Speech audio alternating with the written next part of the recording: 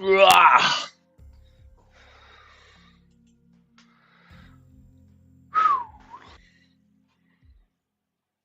Woo!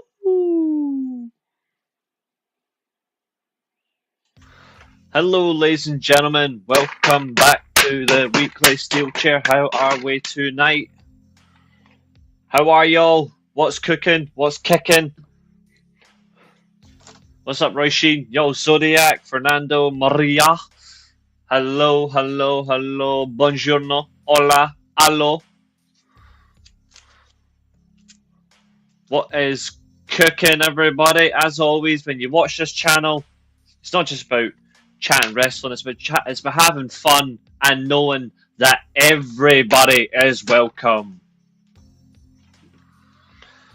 except people that are deliberate assholes.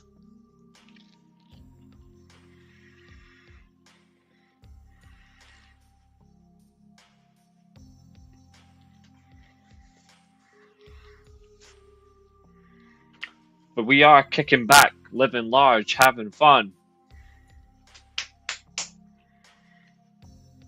And maybe, just maybe, we have a lot in store tonight.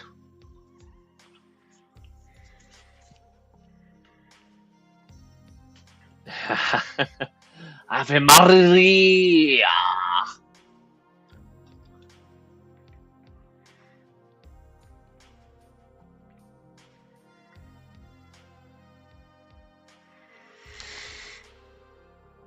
So, ladies and gentlemen, you already know what this is, but do you know what else this is? This is a groundbreaking moment. This is a moment of interest, a moment of madness, a moment of intrigue, a moment of sparring, testing time, and all that smooth jazz and bollocks.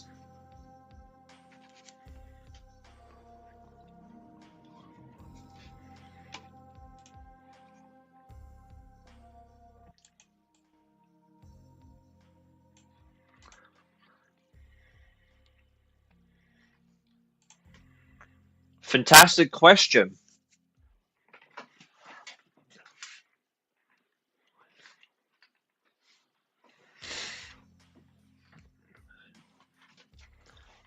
How about we do a watch along for all three?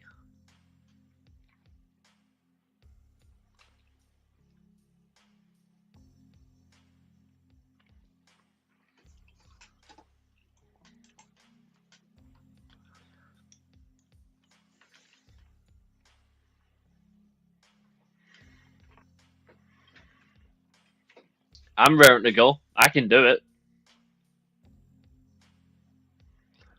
Why, thank you, Roy Sheen. Why, thank you.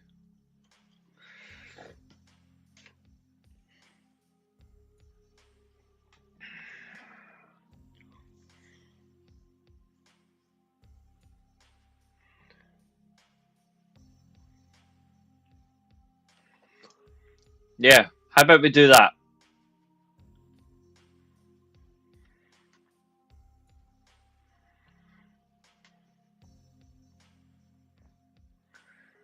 I mean, I've got three monitors, so one will go in the middle with the stream at the same time, and then other two monitors I'll just put in front of me, and I'll just turn the monitor straight, and I'll just go all the way back here.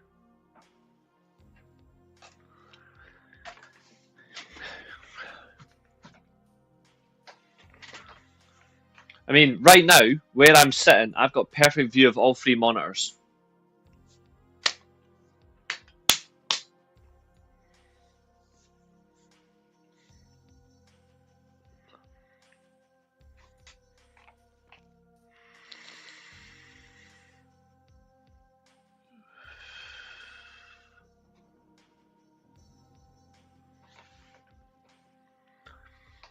But before we even get to some watch-alongs, we've got business to take care of. And like I say, we're here to have fun. We're here to talk some wrestling. We're here to shine fires out of our ass and just make the light go grey. So, welcome one and all, to your AEW Dynamite review, the go-home show to All In. We were here last night, we did the watch-along, it felt so bloody good. What's up, Popcorn? What flavour have you got today?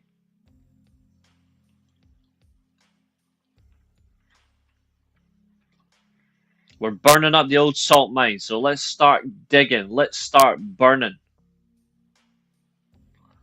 Yep.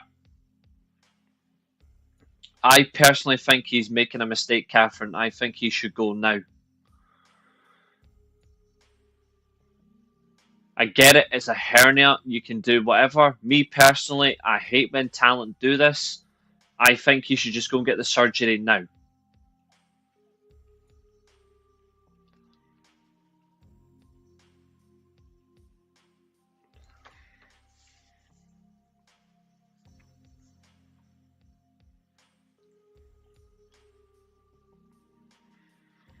But that's his call, not mine.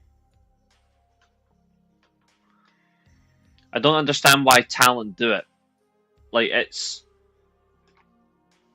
your position. This is the funny thing, and this is what I don't understand about pro wrestlers, right? Maybe someone can enlighten me about this. I mean, I've been a wrestling fan for 26 years, but maybe someone can enlighten me. How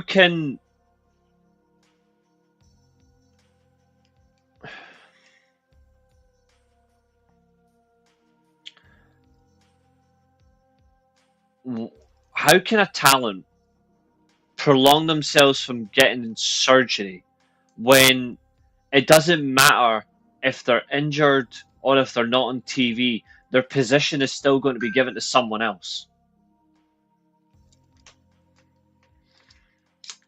Like, you know what I mean?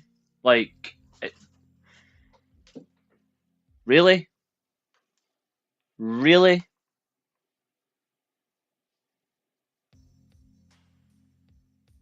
Oi!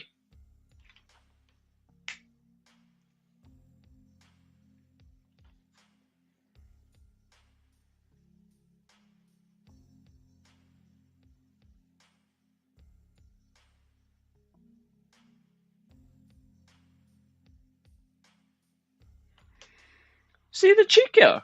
The pure cheek.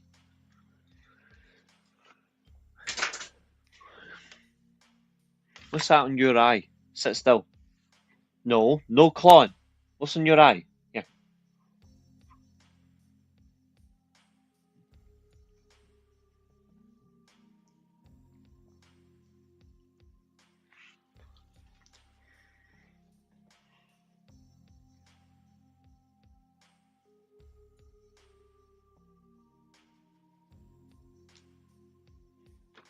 She'll be distracted for a while. Anyway, some talent are just divas worse than the women. You're not wrong there, mate. You are not wrong. But what was I saying? Yeah, talent that prolongs surgeries just because they think their position's not going to be jeopardized. You're not going to be on TV for a while anyway. You're going to lose your position and then get it back eventually. What matters more, your health or just being on TV for an extra week? Like, talent really are thick.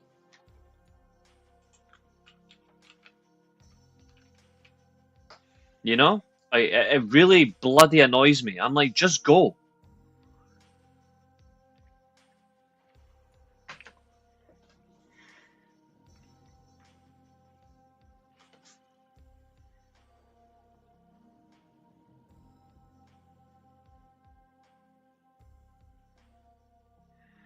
Like, I just don't get it myself, you know? Like, if you've got surgery to get, just go and get it. I would rather you be healthy and then come back later.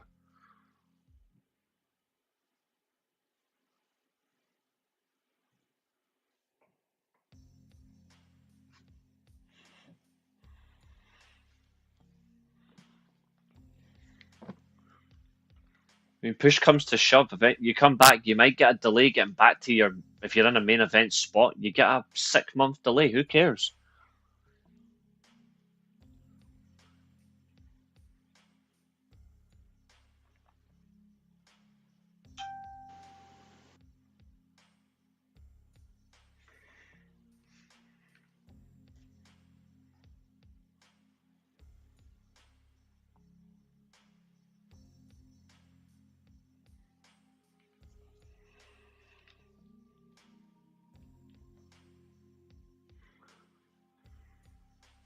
She's on the assault path now. She's attacking.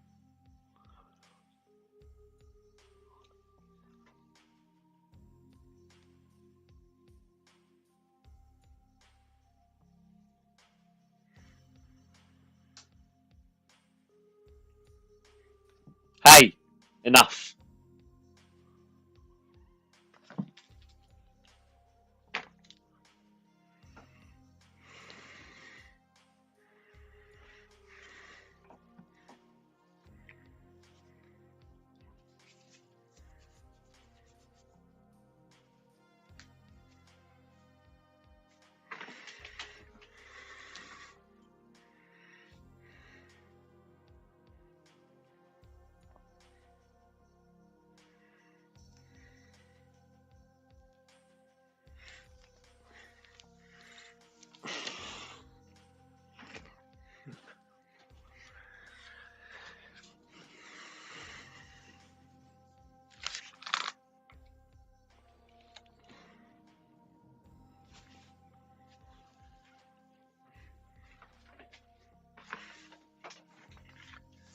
Don't worry.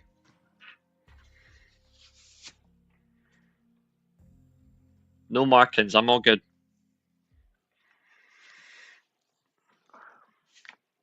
Yeah, she's away for a run now. At least it's lighter this time, so she can just run about. She's a psycho, but she's my wee psycho. Ladies and gentlemen, we sat here last night and we did a watch along that was actually really fun. Some contradictions, of course, throughout the show, which I like.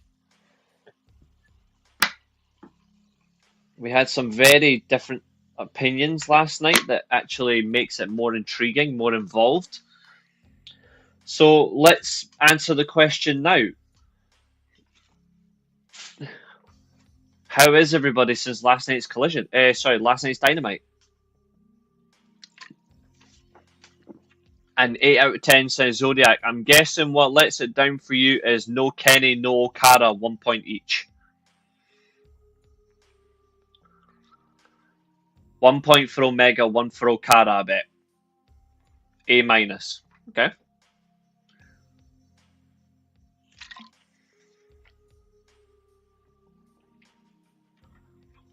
Fernando says very good, I like it.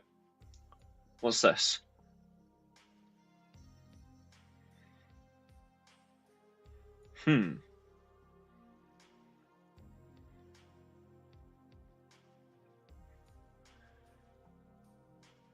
Okay.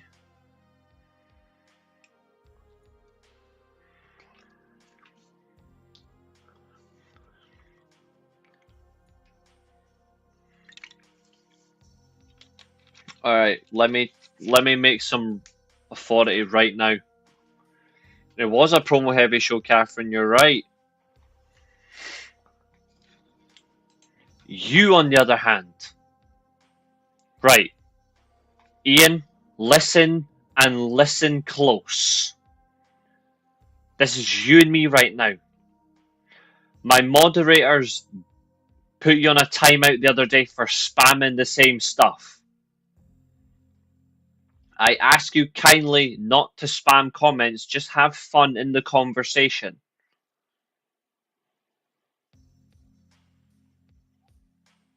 Alright? I want you to involve yourself and have fun. I do not want spamming comments. Thank you. You've been warned. I've got a lot of admin, like my moderators in tonight. You've had one warning. Their jurisdiction now. It's up to Zodiac, it's up to Maria, it's up to Catherine, it's up to Fernando. If I see one more spam comment, it's their call to do what they want. They can time you out for as long as you want. Roy Sheen, that's okay. That's okay. No need to worry.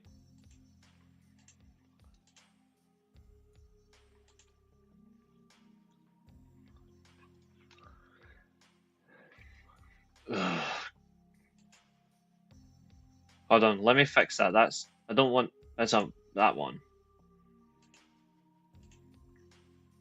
That should be it.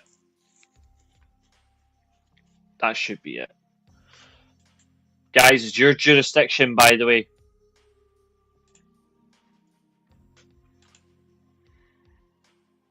Although I've just read an article that's absolutely disturbing.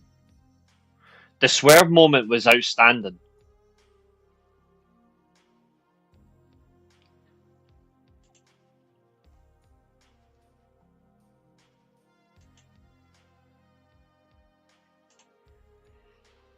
Hmm.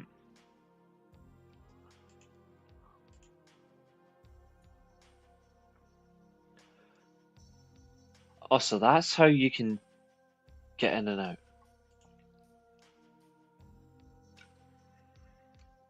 Thanking you, Zodiac. I have warned him, and I like people's participation. It's a shame the old Bucks are winning. Kind of. Kind of. I actually think it has a little bit of a smart bit to it.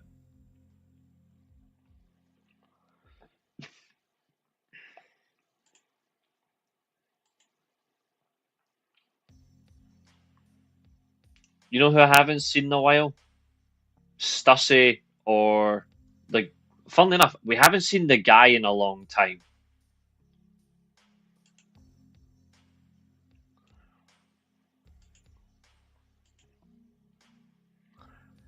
If the Bucks win and Swerve and Will Ospreay can't get a title shot for 1 year, AEW have a crazy thing. You're welcome. There's a crazy thing, right? If Will Ospreay and Swerve cannot challenge for the title for 1 year, then you could arguably have one of the best feuds in AEW history.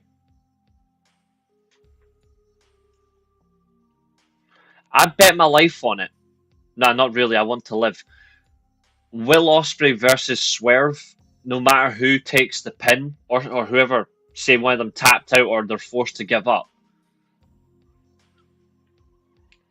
If you have them out the title picture, you've got a crazy thing there. Like, seriously. Technically, yes, because it would be 1 year. But he wouldn't be able to qualify. I think he would have to win the gauntlet. What's up, Dodgers?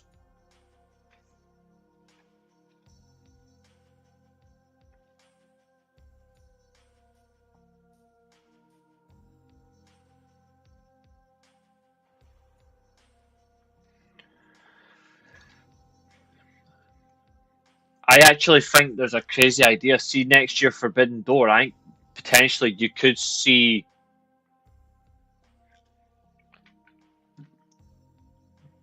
Okay, that is really fucking creepy. I just said Pinche and he appears. Actually, Catherine, he would need to. Doesn't matter if he's Will Ospreay or not.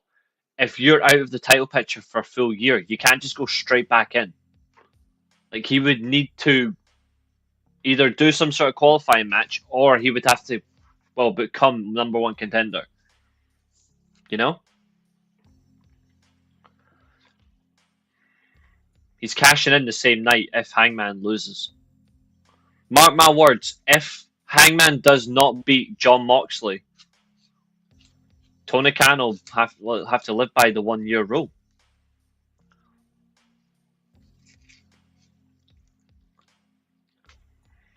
That's the thing. If he says 1 year, Tony Khan's got to abide by it. He can't just give it to him. Because then that defeats the whole purpose. Let's face it, Will Ospreay rivals me for being an AJ Styles mark. He is doing AJ Styles end of 2012 going into 2013 TNA. 100%. MJF has said that if Moxley does win, he is going to cash in on him. If he wins the gauntlet, he is going to do it in the same night. So one way or another, someone is walking out of Arlington, Texas, world champion. It can, but not the world title. That's what I'm saying. Because technically, All In to All In, You still have to get past that day. So that event, he can't be in a world title match. If Hangman wins, not necessarily.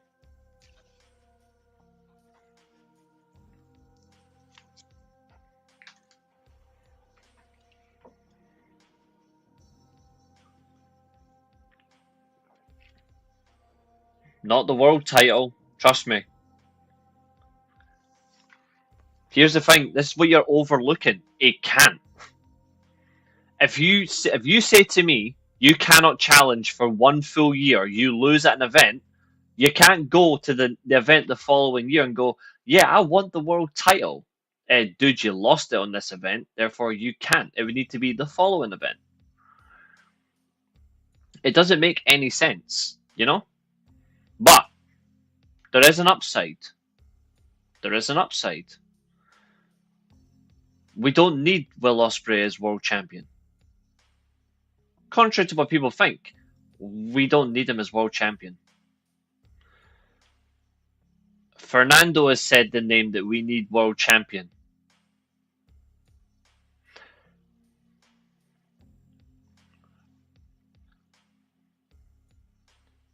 If he makes the rules and it doesn't make sense after saying this for 1 year, then what's the point in having the stipulation then?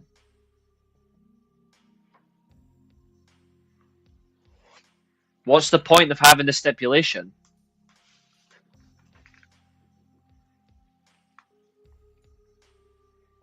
You know? Like, that doesn't make any sense. You got to hold some credibility to this. If Chris Jericho won the gauntlet and became world champion, honestly, I would jump out my seat. Not kidding, I would. Jericho is in the best shape in a long time. I would bring him back in suits and wrestle as the Painmaker, the perfect duopoly. Chris Jericho, dual personality. That man would cook. And when I mean cook, I really mean he'll make some dinner. None of that terminology bullshit. Jay White, I hope he returns. Like, he's the one that I really want to see. Copeland, potentially, but he's going to be involved in the tag scenes shortly. Keith Lee, don't care. He's finished. Eddie Kingston, God, please keep him away. Eddie Kingston better stay away. He is absolutely dreadful.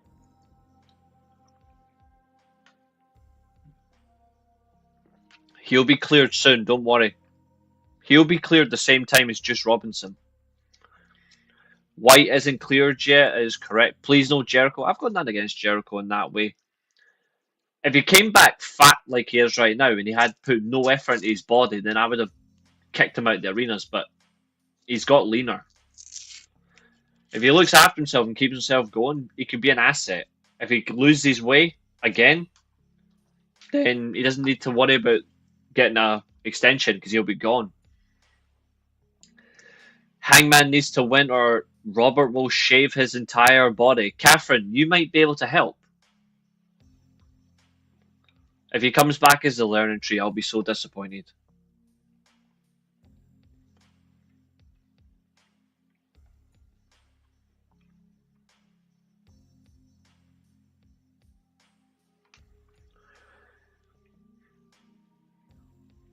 I think all we need is Jericho to no more stupid gimmicks. Just come back and be that serious character that we know he can be.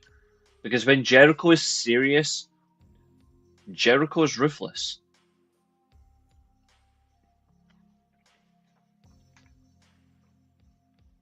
He won't have long anyway. Like, there's not long left. Robert thinks Julia Hart will win the women's gauntlet. Interesting.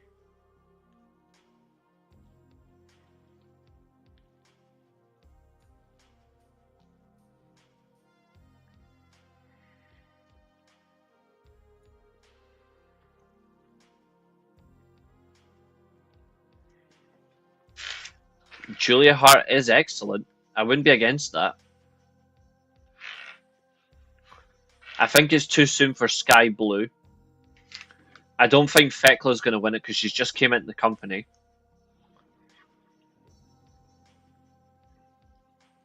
It's definitely not going to be Red Velvet now because she's injured. Thunder Rosa won't win it, so Catherine can be safe. Queen Aminata's not winning that thing. Not a chance.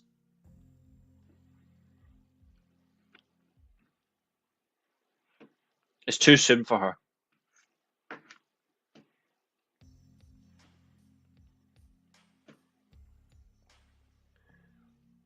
I think if Megan Bayne wins the gauntlet, she loses the title shot.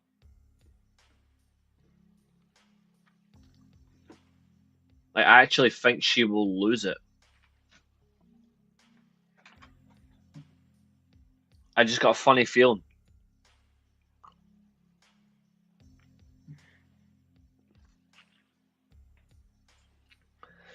There is one other name that we're not thinking about that has a big chance of winning, by the way.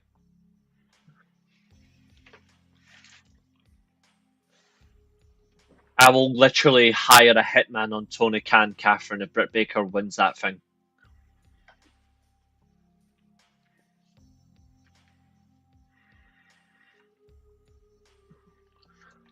I'm actually thinking the crazy thing is there is a high chance as well that Tony might go, let's go wild, let's have Marina Shafir win it.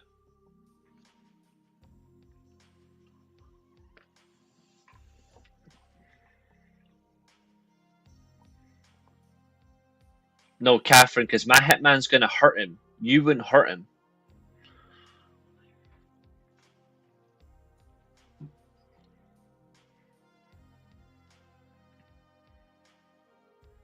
I can see Willow Nightingale doing well. I think Statlander's going to do alright in this tournament. Well, this gauntlet match.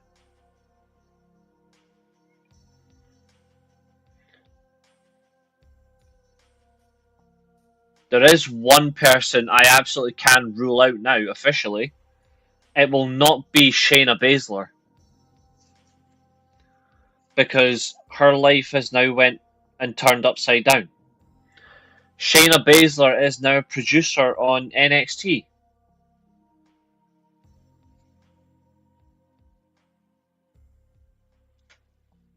So disappointed.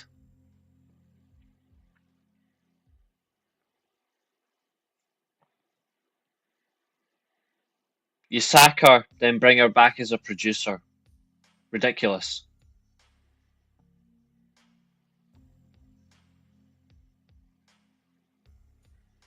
Never been so disgusted by that.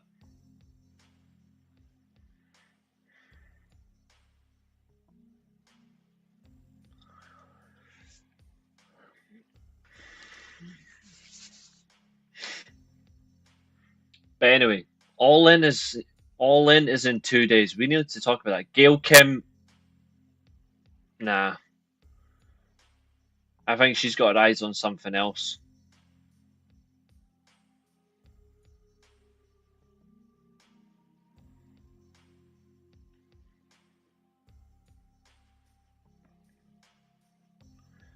Dakota Kai is more understandable. She ain't winning the damn thing. But she could be a shock. That's if her knees don't blow out. Anyway, on to Dynamite. So,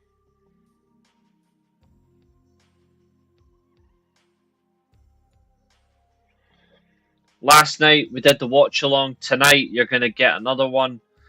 Tomorrow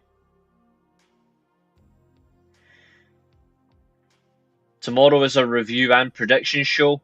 Actually, ladies and gentlemen, before we carry on, what's up? What's up, Fletch? In the chat, let's make it worse. Fernando, you're not allowed to vote. Let this be clear. Fernando, you're not allowed to vote in this poll. This is for everyone else.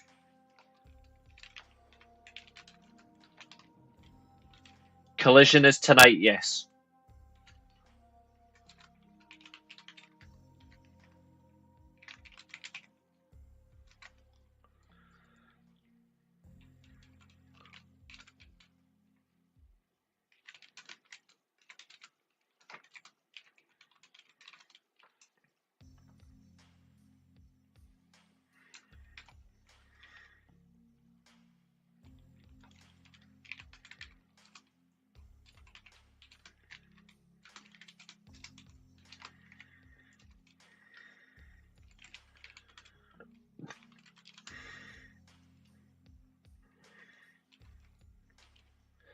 Fernando, I apologize in advance.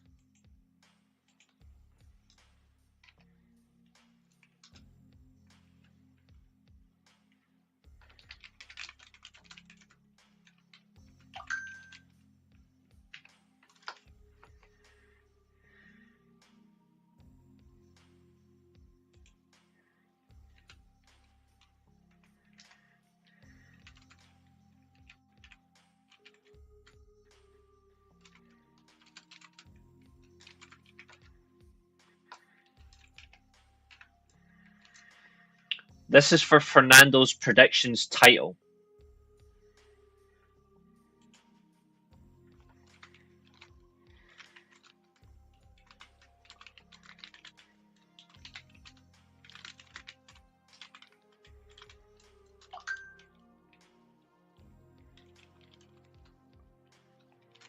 Ladies and gentlemen, except Fernando, please in the poll vote now.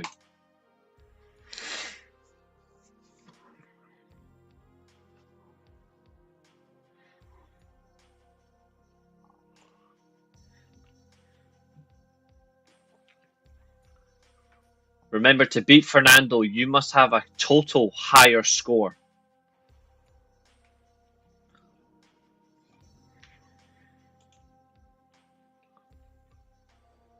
You must have a total high score higher than him across the events.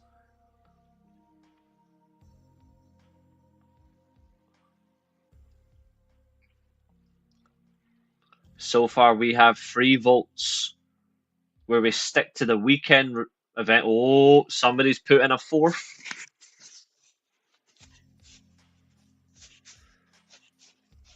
Ooh, I'm liking this.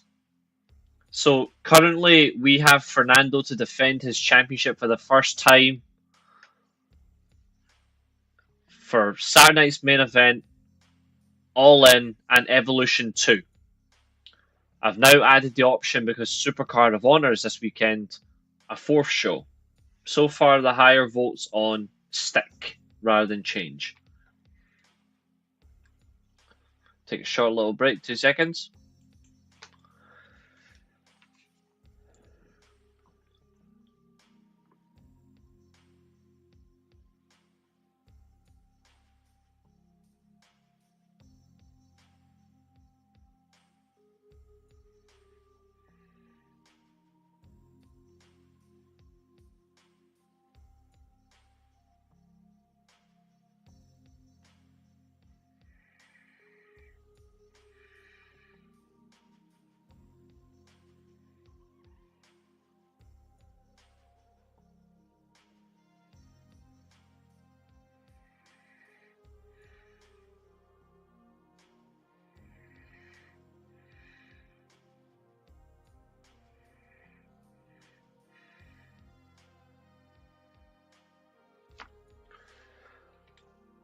Okay.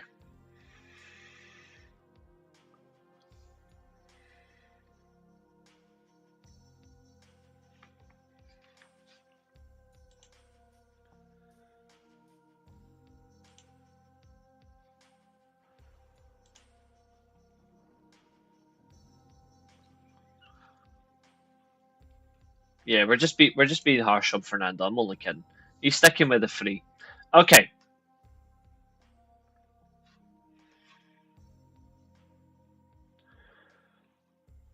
Let's get into it. Let's not waste any time. So,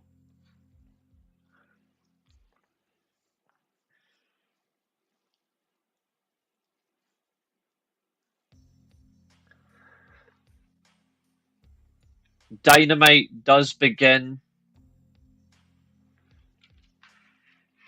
in the strongest fashion.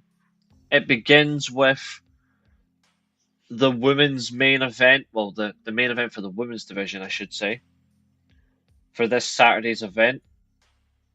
We have Mercedes Moné and Timeless Tony Storm in a final face-to-face encounter before All In. And it's actually quite the interesting discussion. Now, Mercedes obviously sticks the knife in a little bit about what she brings to the table, like her legacy, what's at stake for her, the impact that she's brought, and that she is the main event. She is the best they have. And she calls out the champion, of course. The champion appears, first of all, from the Titantron, very strong, mocks the challenger, and then proceeds to come out to the ring. From there, it's plain and simple sailing. It's who does what, where are we going to go from here.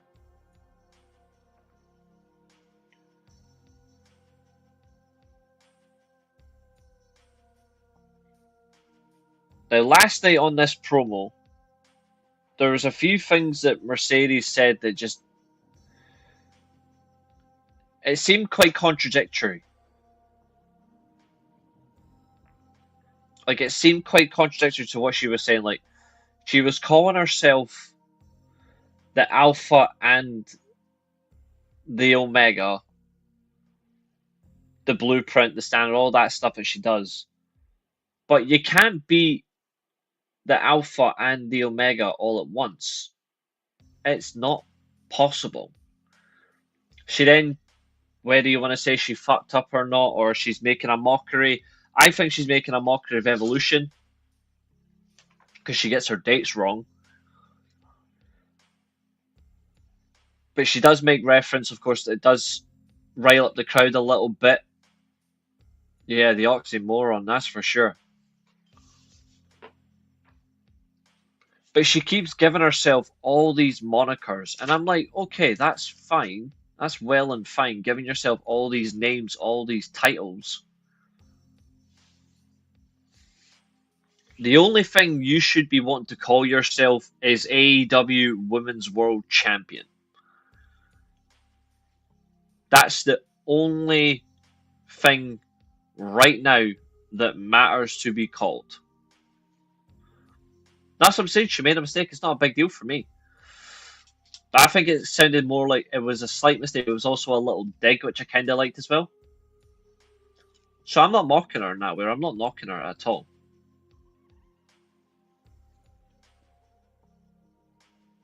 But there's some gratification to it. Like, there's some gratification.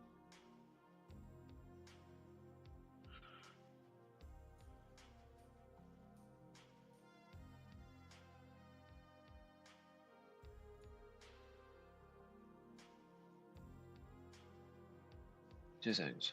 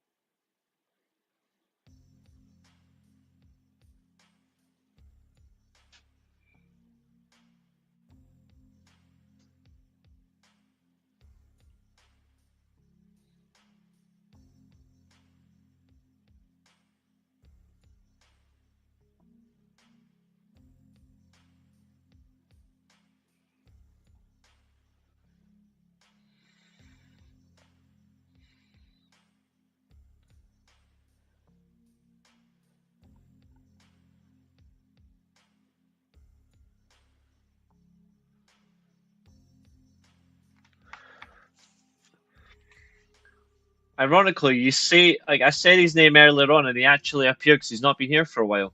The guy has actually showed up. That's intriguing.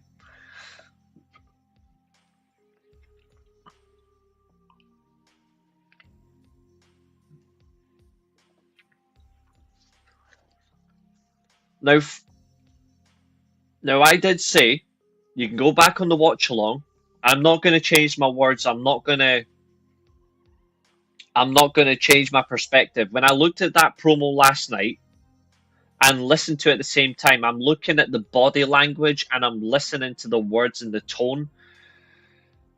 Mercedes Moné is giving emotive actions and provocative statements to the champion, the main champion.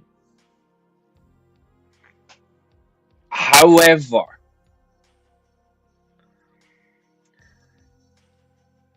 she is perfectly timed to react to the world champion because the world champion dominates this segment. I said it last night. When you listen to this promo, which person gives you more confidence to win on Saturday? It's not who do you think is going to win. It's what person, based on the delivery of their promo, gives you confidence. Now, I remember last night's chat. Zodiac said Tony Storm. Maria said Mercedes Moné. I like the conflict of choice. But if you're being true to yourself and you're being honest, based on the promo, Tony Storm, you could see, wins it. But a match is not won on a promo. The match is won on your performance and your instincts and your control. This match on Saturday night is going to be 50-50. It is very hard to call. If you automatically assume, oh, it's Mercedes straight away, you're kidding yourself. If you say Tony Storm wins this 100%, you're killing yourself by not being right.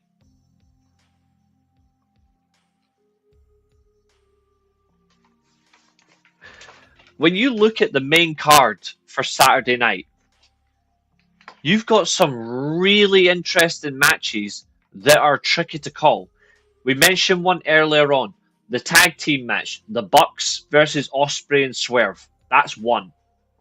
The World Championship Death Match, Hangman versus Moxley. That's two. And number three, you've got Mercedes versus Tony Storm. If you want to look at it, potentially, Kenny Omega versus Kazuchika Okada is also hard to call. There's four.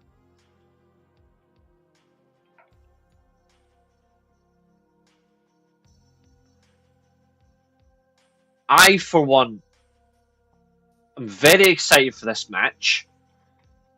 I love the quick trades of insults that both women use. Mercedes Moné likes to go in depth on her points. Tony Storm is straight to the point. I'm gonna win.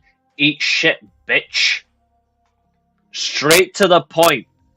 I love that. It was fucking brilliant. I think Kenny is going to win personally, but I'm not like 100% confident.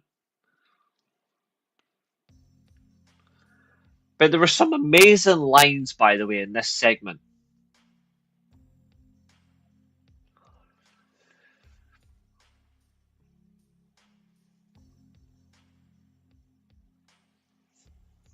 This segment was strong. You have like it's at the fact that they didn't come to blows as much, that it was just a conversation. This was excellent.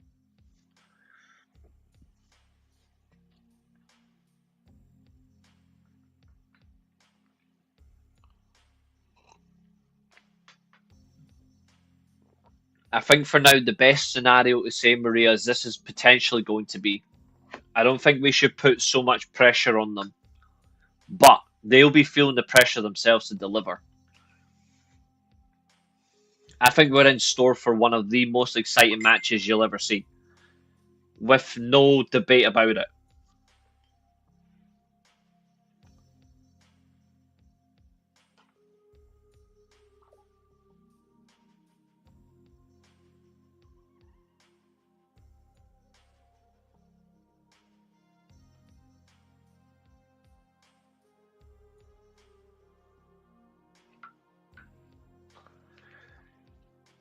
I think we're in store for something special.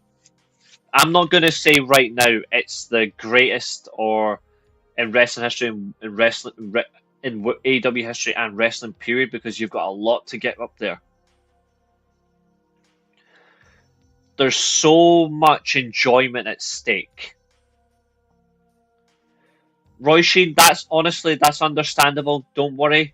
You're always welcome, even if it's for short spells or if you can manage your own time when you feel comfortable. Don't worry about it.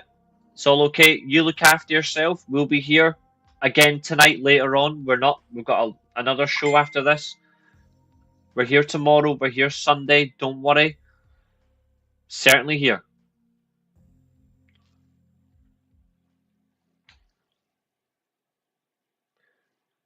The first ever 6-star match.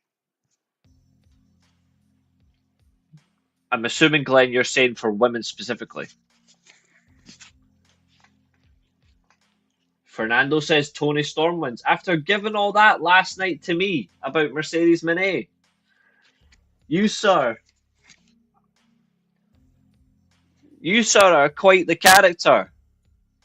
You gave me a lot last night for how I value Mercedes Moné, and now you're telling me Tony Storm's going to win. You're good, you. You're good.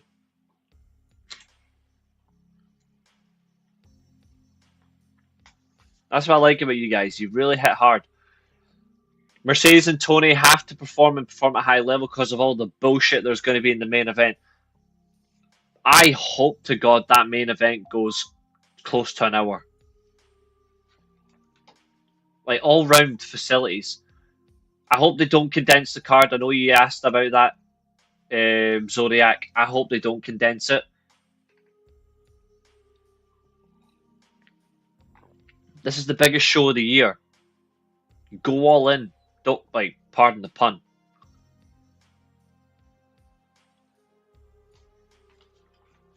Let's make it right.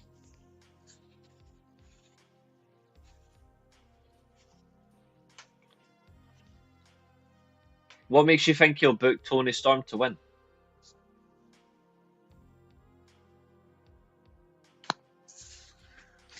Bellsprout versus Vileplume. Who's your money on? Vileplume, because it's a fully evolved Pokemon.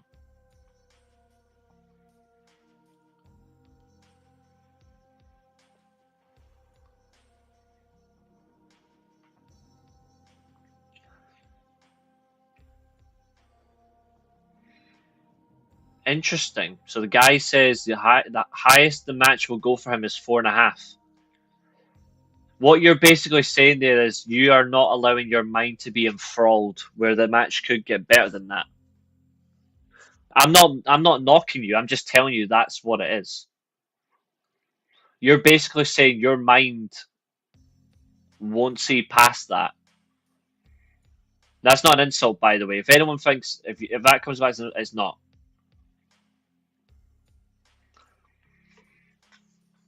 I don't know. I wouldn't be so sure about that.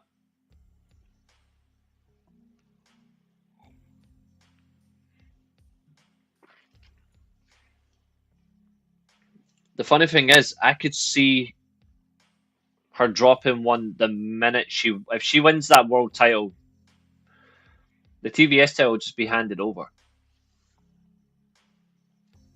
Not in the sense of she'll just give it away. Like it'll be handed over to the right person sooner than later. Even if Mercedes doesn't win it all in, I still think she wins it at Full Gear.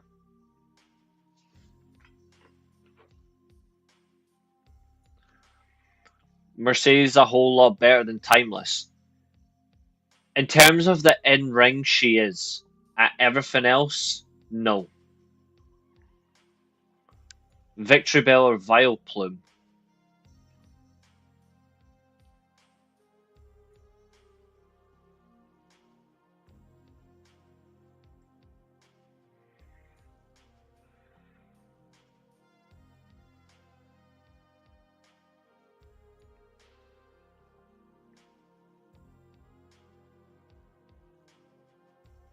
I'm going to go with Vileplume still.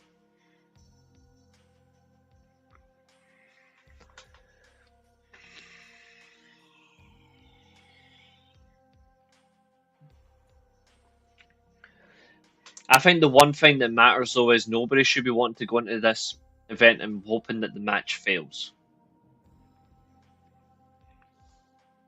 This is a time where you need to hope that put your personal issues about how you feel about a wrestler behind and just let them enjoy the rest.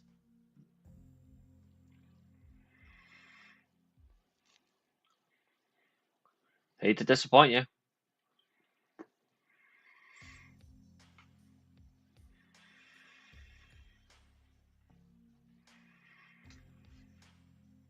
Like some of the lines that Tony Storm was giving out last night. Legacies don't exist, Mercedes. We're all going to die.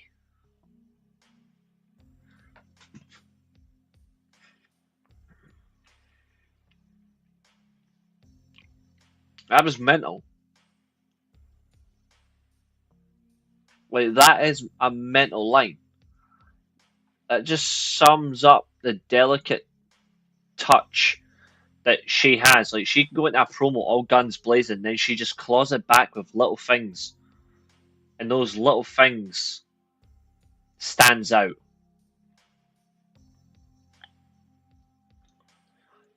This line, however, she said, which made no sense in circumstances, not really a bad thing, but it doesn't make any sense. But this one line here for me maybe summed up Tony Storm as mental. You fear an ordinary life, but the only thing I fear is an ordinary death.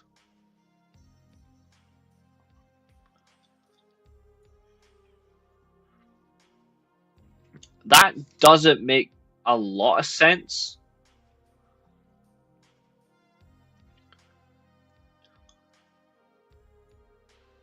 But it's still interesting.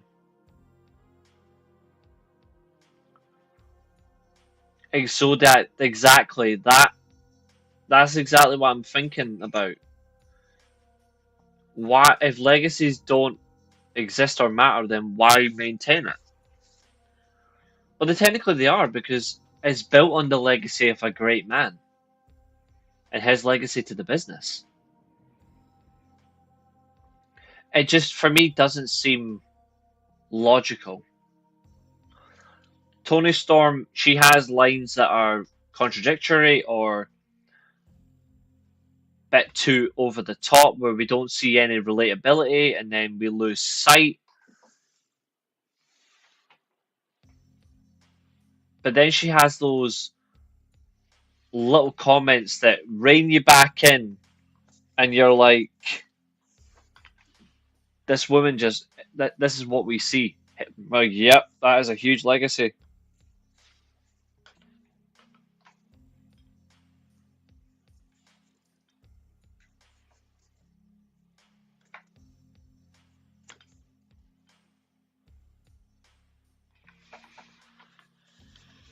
The hell?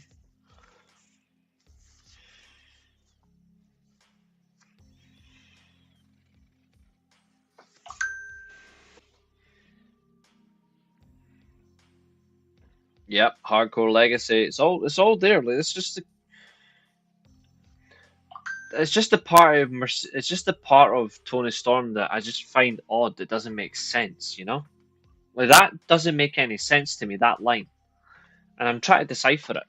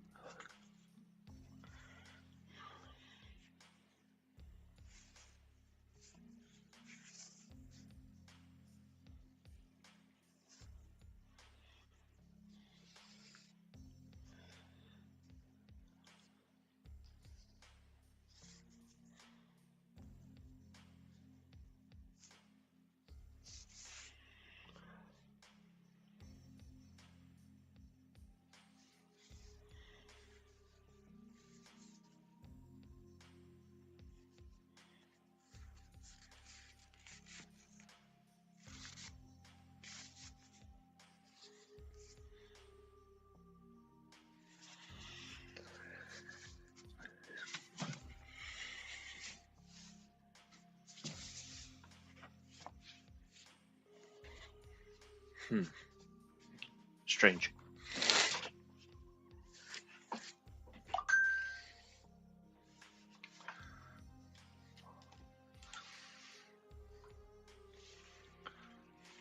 It's about playing Toni Storm at her own game.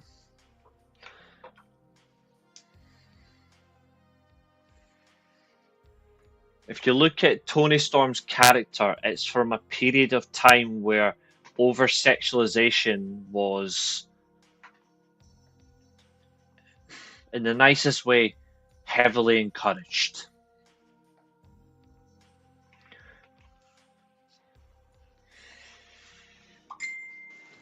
If that makes sense.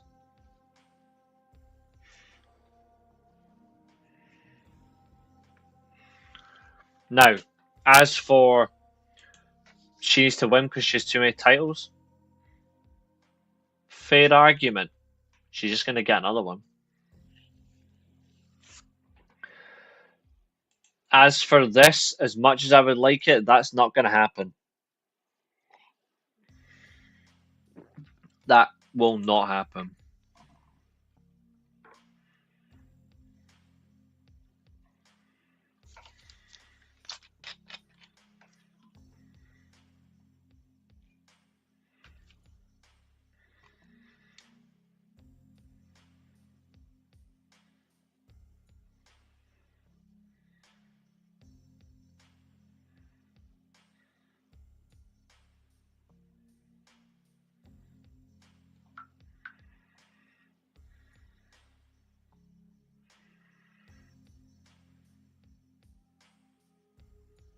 The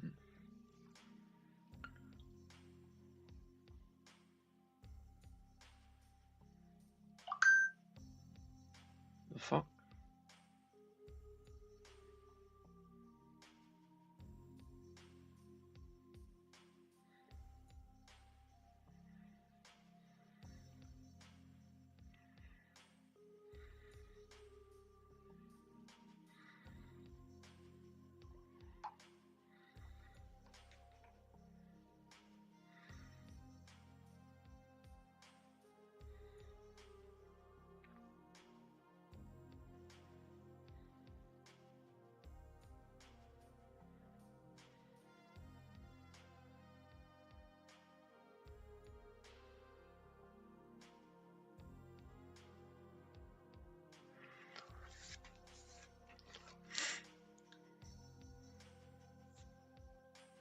The thing is, though, I don't see Mercedes going back to WWE at any point in her career. I know that whole never say never thing applies, but I don't see it.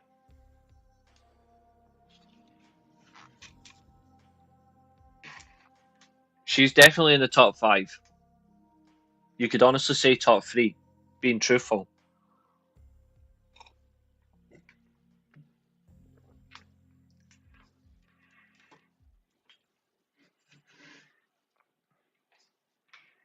Like, let's be real. The only competition she has is Azumi and Tam Nakano for in-ring ability.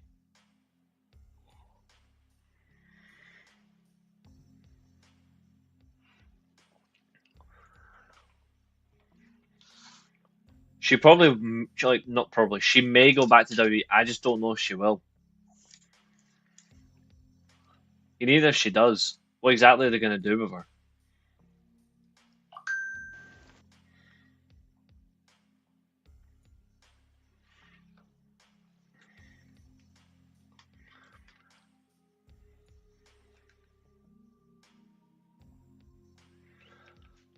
Funny you should mention that. Something that Charlotte Flair said recently, that the Horsewomen are no longer friends. None of them.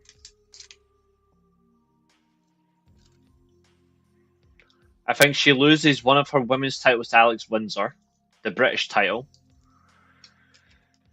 The TBS title, maybe Sky Blue or Julia Hart.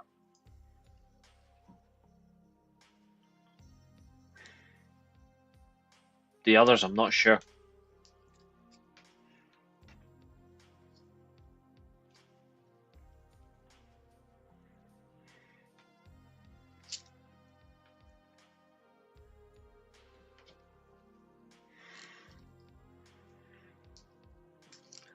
It's up to the respective companies who she loses her titles to.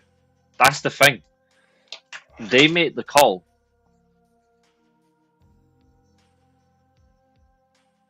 Yep.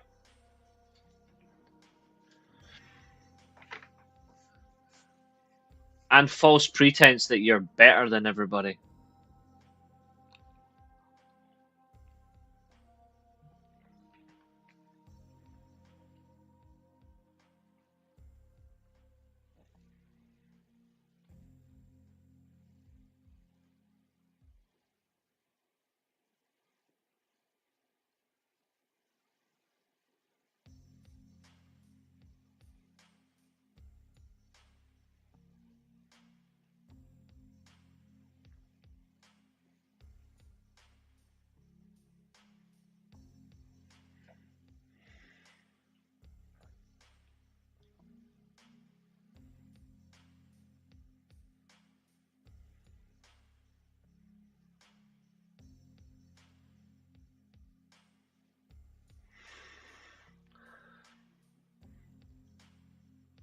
I think your obsession with Queen Aminata needs to slow down a bit. I think so, Kings. I actually think that would be brilliant for her. Because think about it. She fails to win the AEW Women's World title. So she loses all of her main titles that she has left. To the point where she bets everything on herself and she wins the world title in AEW.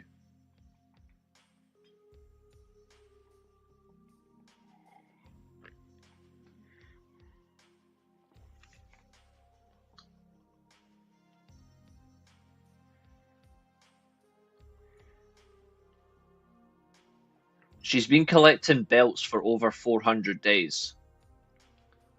But theoretically, that does have to have an end point.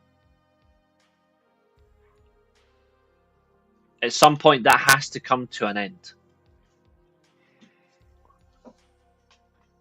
For the right reasons, not just for the sake of it. Like, I want to see the best way to get it happen.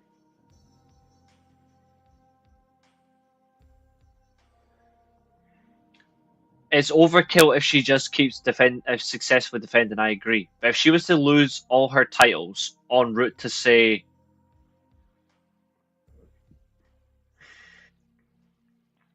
fact, say it's not Full Gear, say it's World's End, which is in December. 5 months, 7 titles. Well, she's about the Owen Hart tournament belt doesn't really count. Fernando, I don't need to open my eyes. I already told you last night. She's good, but she's not great. She's too green. She's being pushed too quickly. Plain and simple. It's better not to rush someone like that. It's best to take your time. Look at the one person people claim is a superstar in training and look at her now. Tiffany Stratton. She's a superstar. Or I can see it. She's going to become one. She ain't worth the hill of beans. Queen Aminata, she's got potential. Let's not rush her.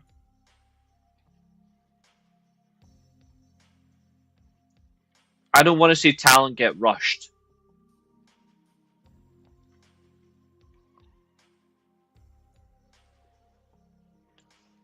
She's in Ring of Honor to promote the Pure division. Could things be better? Yes, but then again, we need to make changes with Deonna first. There has to be a few changes first. Nothing too major, just little ones that are important. Britt Baker was rushed, that's why I'm agreeing with you. She was rushed so badly that she's become so ego-driven that people hate the fuck out of her and want her gone.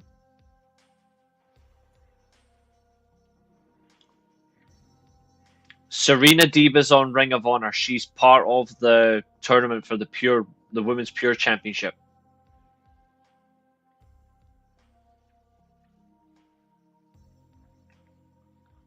That's because she's a bitch.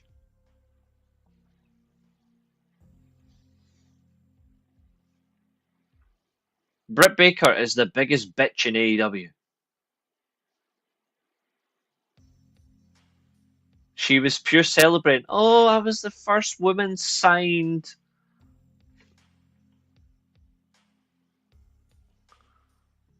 And then proceeded to try and ruin Thunder Rosa. Scapegoated talent because she wanted to make sure she remained on top. And look at her now. Look at her now. Nobody wants her. Nobody gives a damn about her. The quicker she's out AEW, the better.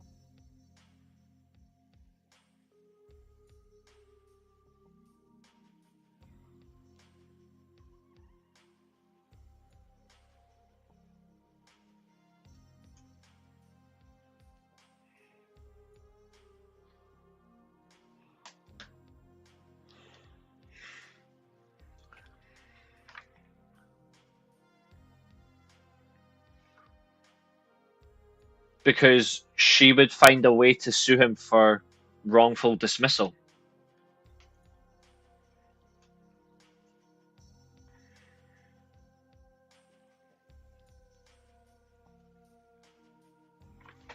I've got an idea. She's definitely a problem that must be extinguished. But you can't just fire her, you know?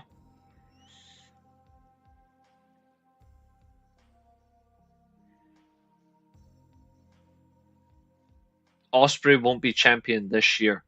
To be honest, Ospreay doesn't need to be AEW World Champion.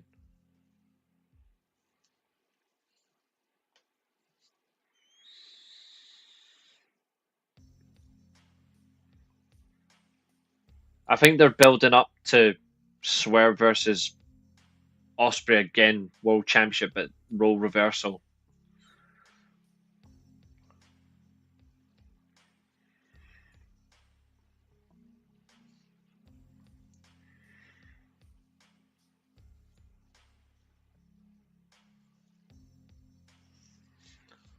WWE can't fire someone unless they've got a reason to.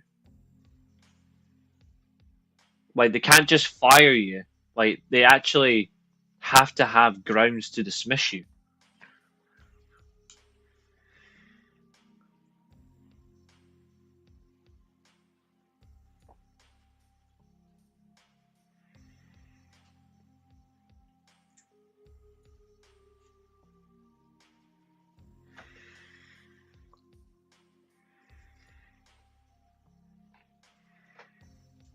Now, they can let you go and say your contract's not being renewed, but they can't just fire you. Oh, yeah, budget cuts, 100%. That's what they'll claim. They always claim budget cuts.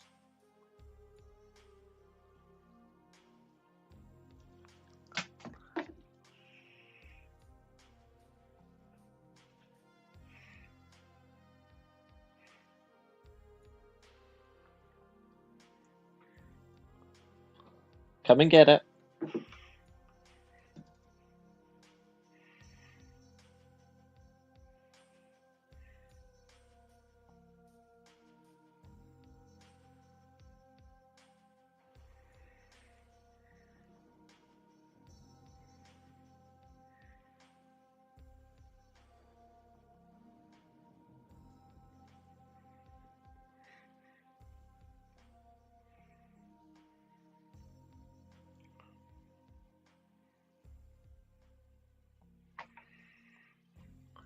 That'll distract her anyway.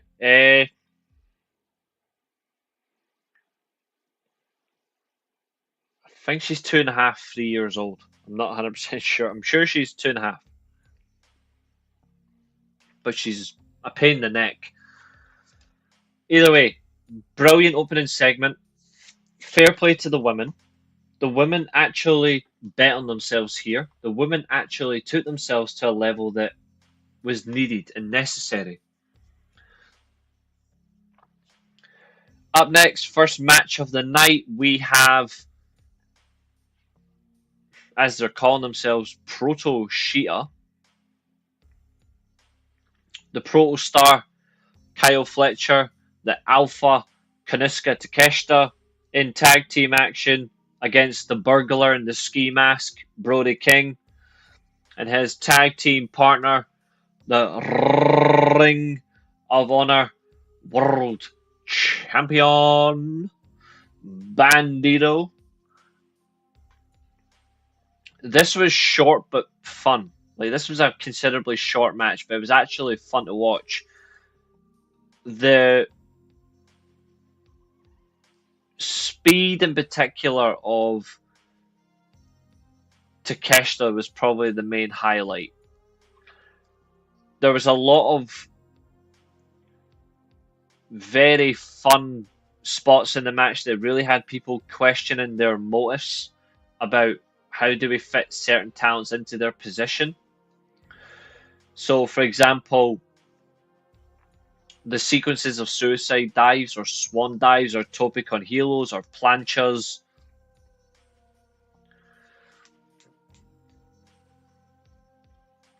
Sequentially, they were excellent. What's troubling though is, whilst we got all of this, we didn't get something that really is enjoyable. We didn't get a lot of Takeshita's dominance on the mat. And I mean like his ground game. We didn't get a lot of ground game Takeshita in this match. But what we didn't get, we made up for in brute speed and strength by the Alpha. And this was really well done. Really liked it. Better so as well, they're positioning both men heavy to win titles this weekend. Takeshita's in a championship match at Supercard of Honor for the Ring of Honor World title. Kyle Fletcher gets his rematch with Adam Cole on Saturday for the TNT title. You would bet your left hand, your right bollock, your left bollock, your right, well, or as we call here, your right testicle, your left testicle, your left boob, your right boob, your hairline, your big nose, your glasses if you wear any. You bet them thinking both men are going to win championships this weekend. But here's the thing. Are we going to see 2 title changes?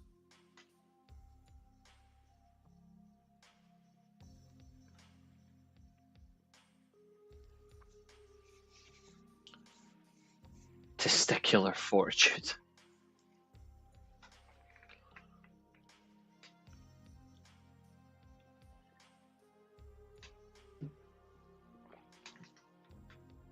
I certainly hope so, Fernando, but I have a big criticism when it comes to Okada versus Omega. And I'm going to come to this very soon, don't worry.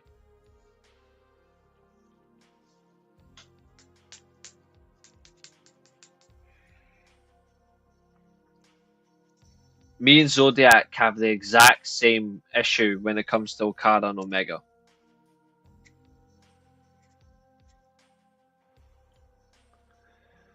I think Adam Cole has done his best to try and keep the title in a positional on TV. Kyle Fletcher, if he wins the title, he's got a chance to make some good use of it. It's likely to just be a first stop for him before he moves on. But there's still a good chance that actually maybe Kyle Fletcher could be the man who has a very long title reign as the TNT champion. And I could see him changing the scheme of it. He could end up changing it from red and black to an all pink title. It fits in with his color scheme. Protostar title plates, well, belt plates, and an all pink title design.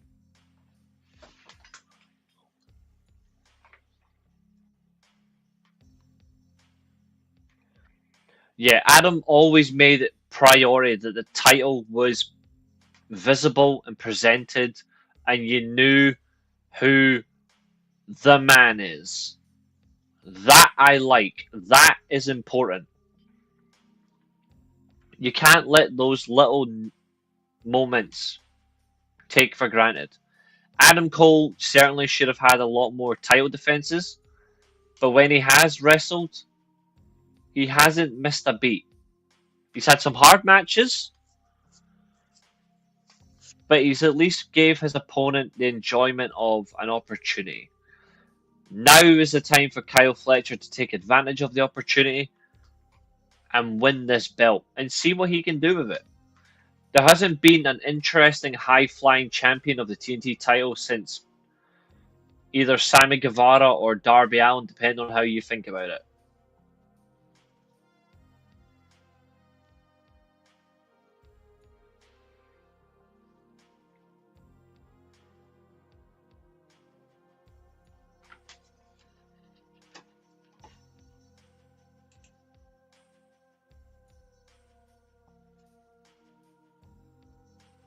There ain't one here, brother.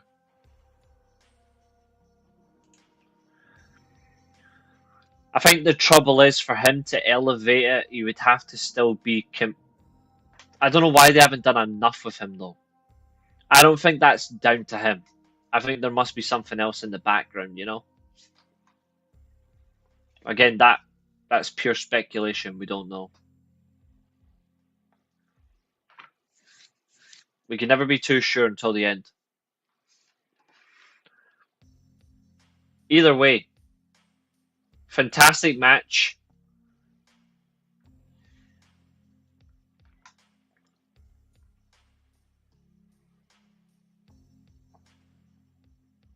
And I certainly like the handling of tag team offense at the very end. And the fact there was a tag team finish to end it, brilliant. Genuinely brilliant.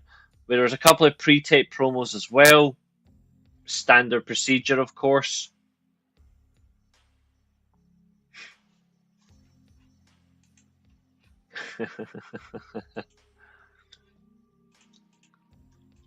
Funny you should say that.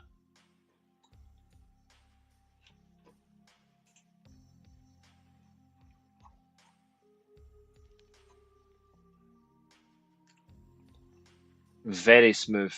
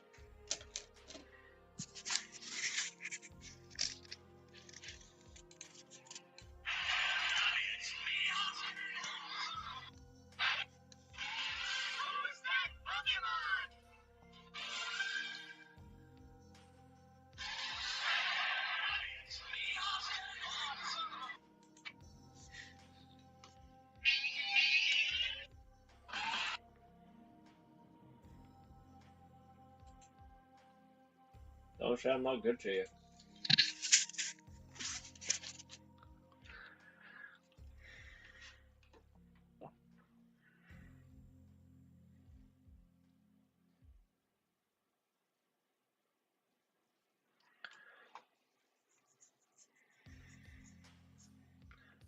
Oh, it's such a brilliant line. It's such a brilliant line. There is obviously a video package which is will stand out. Of course, it's pre-taped, but it confirms that we're going to have a 8-man tag match for Collision. Again, another one of these is becoming a problem.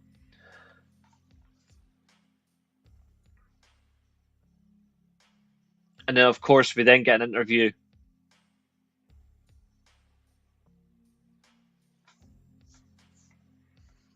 between the Patriarchy and FTR. Again, Stokely Hathaway being here is sickening. But they have, it says it's a joke that they're not in the match, which does make sense. It really is important, like it should have been.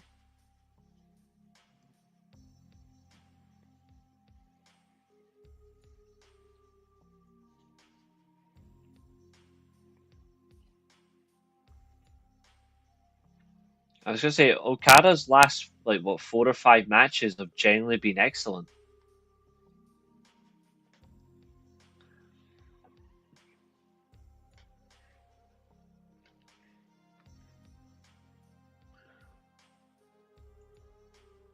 Interesting.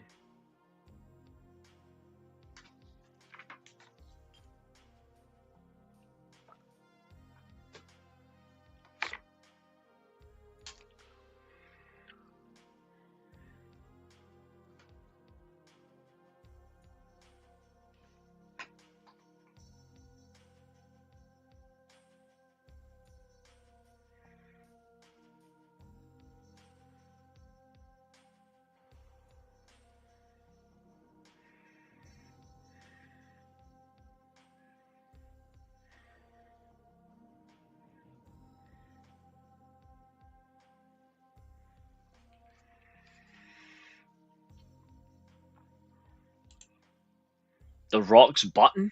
I mean, the Rock bottom is interesting, but the Rock's button? Are we pressing who's doing this? Beep, boop, beep. He saves a lot of his best for paper match. To be fair, that's not a bad thing.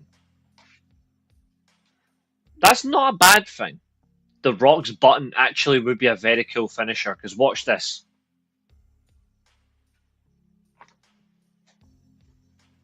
Rock's button into a people's elbow. He presses the button, people's elbow. He does have good TV matches, but he certainly brings his best to pay-per-views. That's for sure.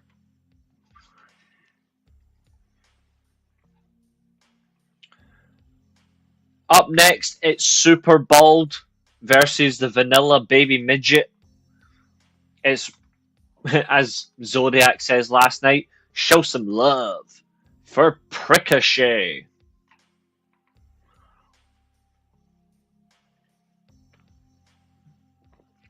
Ricochet versus Blake Christian one-on-one on Dynamite.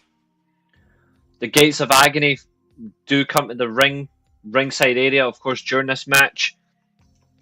I'm going to keep it short and sweet, like Ricochet's legs. They are short, and vanilla is sweet. Especially vanilla ice cream. I know, but it's nice. This match was fun, but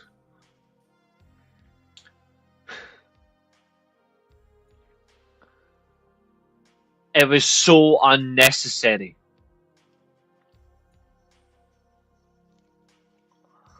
I've got nothing against Blake Christian, but if Ricochet is supposed to be getting ready for the gauntlet match at All In, why is he not up against a more serious opponent? I think the better match here, because he's going to be All In anyway, this would have been a lot better if it was Ricochet versus Mystical, for example. I don't think Blake Christian was bad. I'm not saying that. I'm just saying it didn't stand out for me. We could have had so much better. Instead, we got a short, quick opponent for Ricochet. He hits the Spirit Gun, then he wins the match with Vertigo. Now, the Gates of Agony look great. They're still coming to terms with each other, which is okay. They're still trying to feel each other out with Ricochet. But at least we get to see Christian try a little more. The only thing, there was so much springboard action that we didn't get to see a lot of wrestling. But for two men that are renowned for high flying, we got to see them both come at each other. I think he's decent, Maria, but I don't think he's great.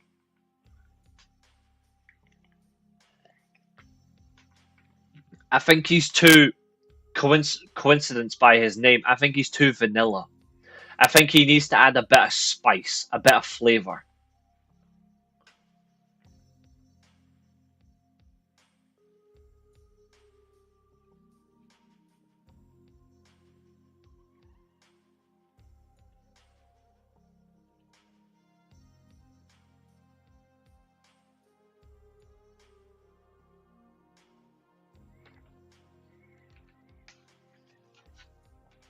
But we still get the win. It's not a letdown, but there's something there.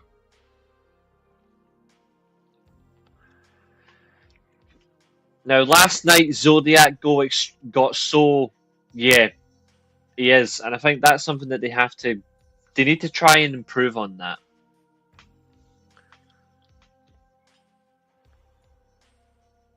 Yeah, Zodiac, I agree. I agree with that.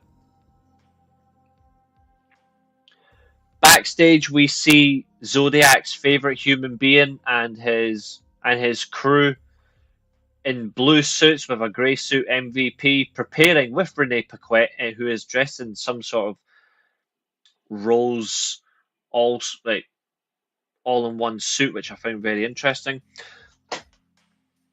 MJF obviously is here to have a talky talk with one Mark Briscoe, and Jet Speed, of course, rile up the tag champions. They do wish Shelton Benjamin a happy birthday, but they do take the piss out of them by saying they're going to take the belts off them this weekend. So they, of course, go hunting, which means MJF has to face Briscoe alone.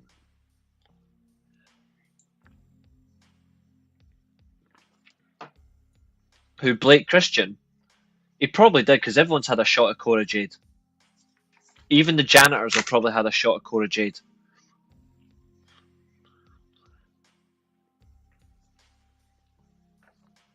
Now, this segment, I was very unsure about this before it. What's up, Josiah? They did. They really had them in control.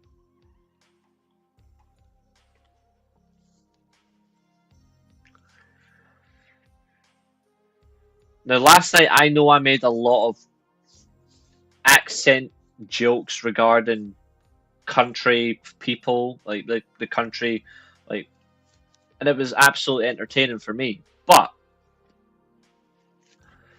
this was a good promo. I was very, I was very unsure about how it was going to go, considering who's in the damn thing. But you can feel the emotion of the number one and number two entrance to the Casino Gauntlet. MJF played this. He played Mark Briscoe like a violin. And Mark Briscoe was trying to play the drums that is MJF. And he got strummed and he did not rock. Briscoe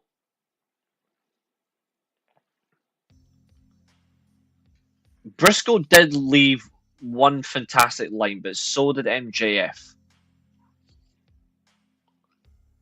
Now,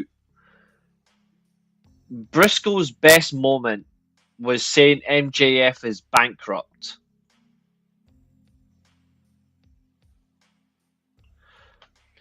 He is so correct.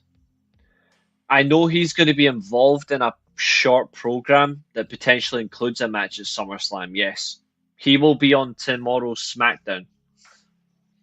So whoever that goes, someone can tell me.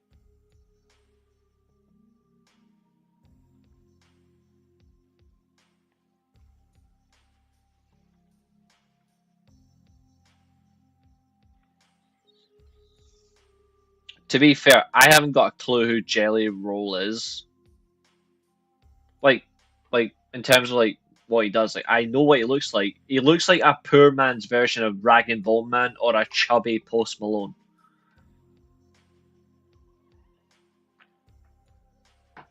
But in terms of his style or what he sounds like or anything like that, I don't know at all. I've never listened to him.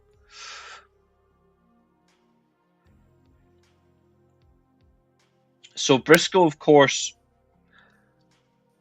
states, insinuates, and it continues to mention MJF being bankrupt in terms of his work right now and his creativity and his position.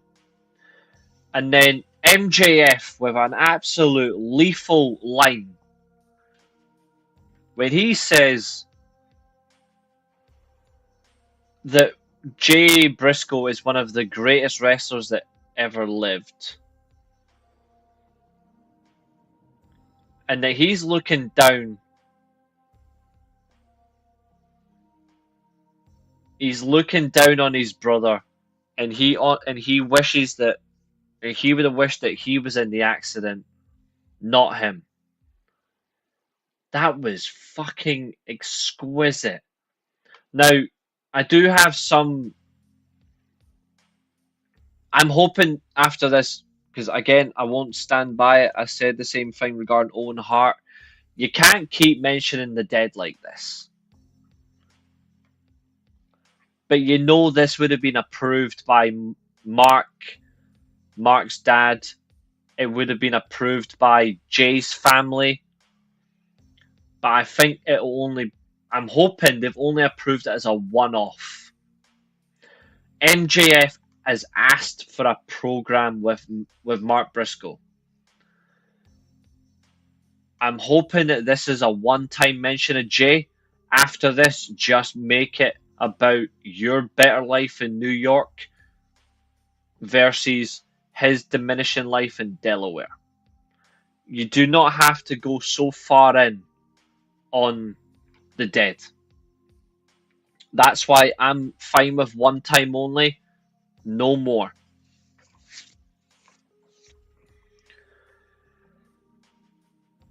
But you're right, it is. I think MJF is so controversial that he cannot escape being controversial like that. He has to go for it. But he could have controlled this promo without needing to bring him up. I feel like he lost sight. Still, the fact that we got a brawl out of it, we got a beautiful single-legged takedown. The Hurt Syndicate come out to get involved. They're subsequently attacked by Speedball Mike Bailey and Kevin Knight. The Patriarchy comes out, Kip Sabian, Christian Cage, Nick Wayne. They beat the holy hell out of the Syndicate. MVP takes a bump off the barricade. He gets butchered by Christian Cage. This really is the strength. We're in for a treat in this triple threat on Saturday night. MJF, best heel promo in the business.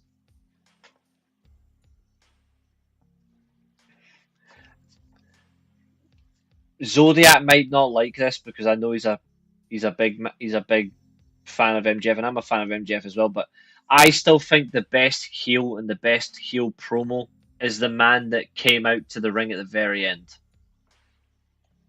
of this segment.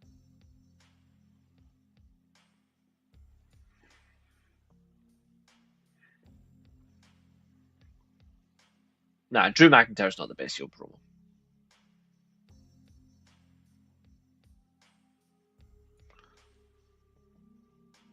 But he is really good though.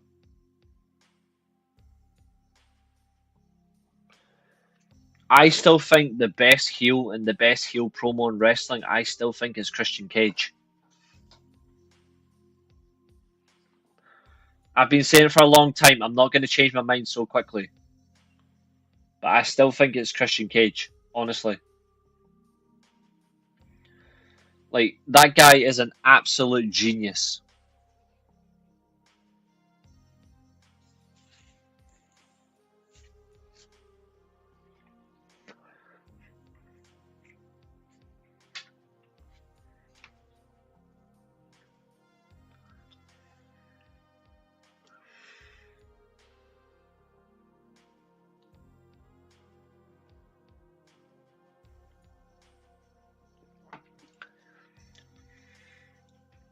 I think Christian and Nick Wayne are only in this match to take the pin, but I think it is leading to the split.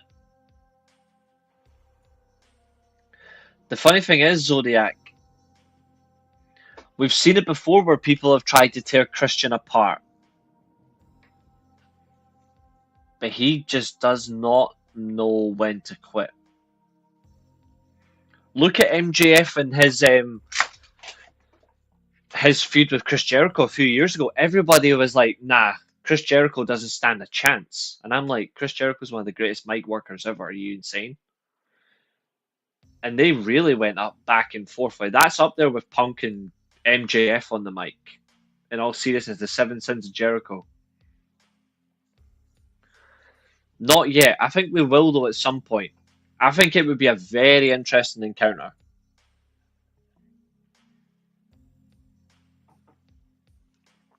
And I would be all in for it. Pardon the pun. Now, women's action.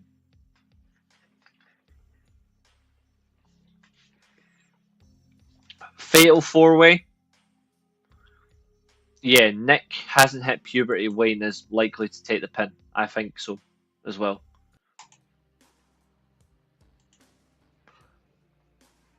And then out of rage, he'll probably turn on Christian and it'll lead to Copeland. Now,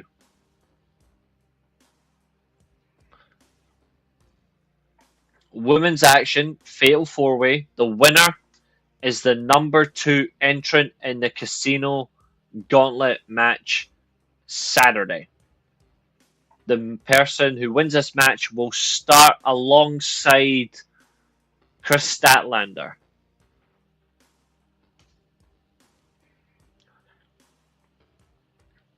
You've got Megan Bain, all power and speed. You've got Thekla, twisted spider lady who loves being upside down and can wrap you with a good submission. Ty Mello, who will just simply just strike you to death. And then you've got Queen Aminata, the one that isn't as easy to predict, but still gives you a different side of wrestling.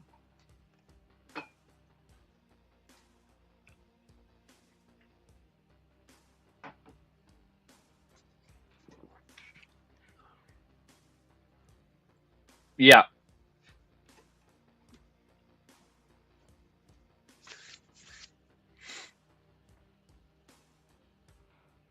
If she was later in the match, then absolutely she would have been a dark horse.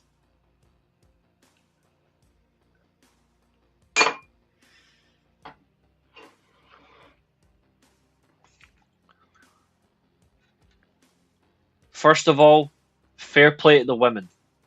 They delivered in this match. Like, they really delivered. They gave us something to enjoy. Healthy competition.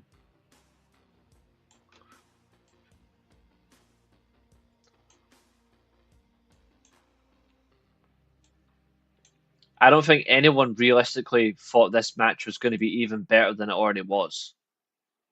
Truthfully. But each woman in this match got to just show themselves up a bit. They got to feel the intensity of the match. They almost did. I agree. They almost stole the show.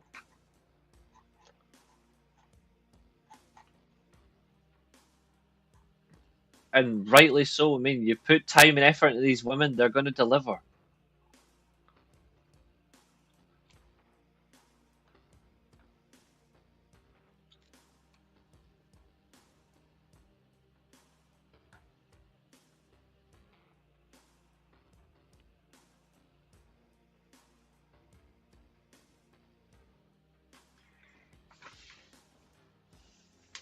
Now,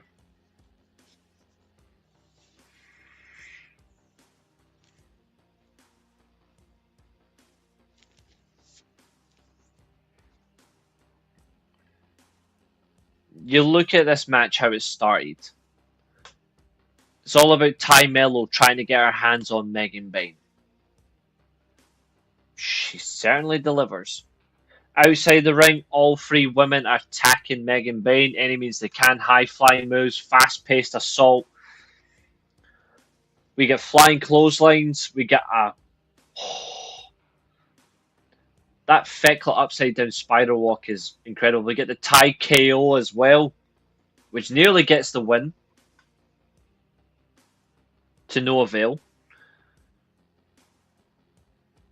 I feel like the match pacing suited all four women the right way. They were able to be at a solid pace where they weren't going to jeopardize a chance of an injury. There was no rushing. They built themselves up to a good time period. It was seriously impressive.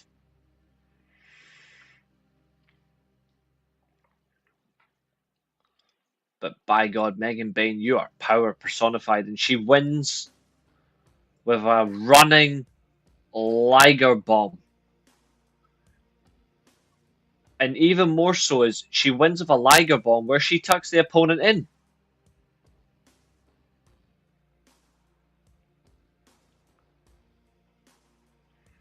She tucked herself in that much that the impact shows that there's no way to physically move. Clever offense by Megan Bayne. She could go all the way on Saturday. She really could.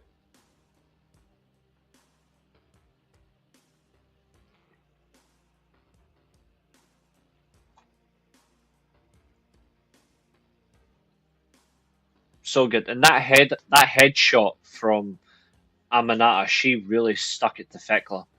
Really stuck it to her. In your co-main event, Wheeler Yuta with his Justin Bieber overinflated haircut and his extra large beard that he really needs to trim a bit. He needs to get that haircut a bit. He's in action versus the 320-pound king of television, Samoa Joe. With or without a TV title, he's still the queen of television.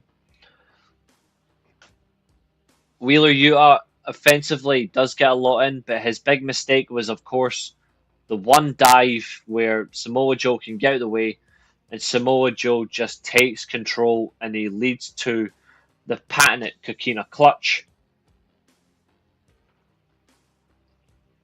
It's certainly possible, Fernando.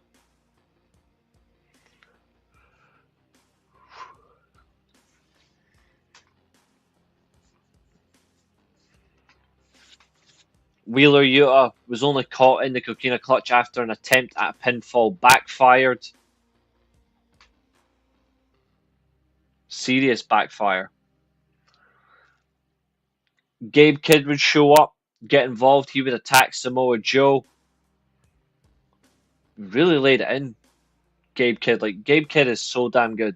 Like, he is fundamentally excellent. And he fits in so well here. Now, of course, it does lead to Powerhouse Hobbs and Katsuyori Shibata. They come out to defend their faction member. Really enjoying this. Really enjoying this. I think we know what is essentially coming with all these guys. But we're being treated in the best way.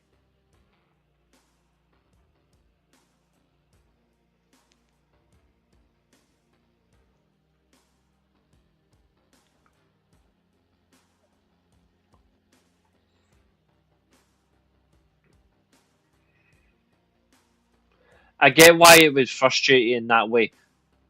I think the only thing is, though, hear me out. He's only here to help get more eyes on New Japan ahead of.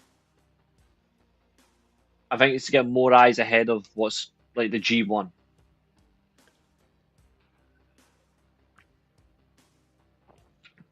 But I am surprised he is here considering his attention. I don't think he'll leave though. When Joe Hendry, on the other hand, he can go to WWE, but he isn't going to do anything.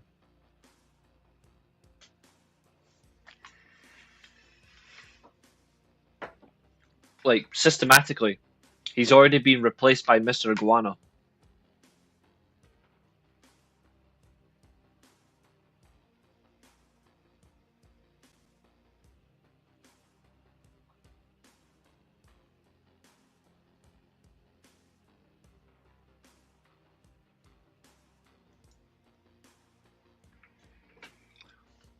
I think Pac will be back soon, but fuck knows how, fuck knows where. But I think he will be back soon.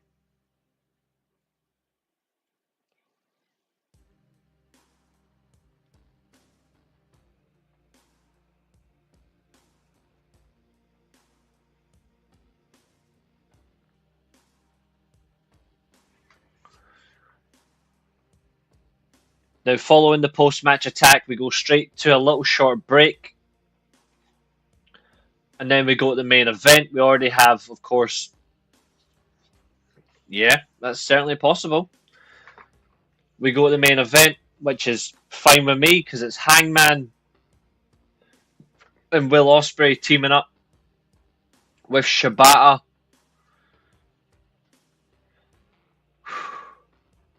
and Will Hobbs. Powerhouse. Will Hobbs, Powerhouse Hobbs. Taking on Matt and Nick Jackson of the Bucks. Taking on the World Champion, Jon Moxley. Taking on Claudio Castagnoli. And this was a fight. This wasn't a match. This was a fight. Fucking loved it. Hangman cemented himself with the loudest reactions of the night.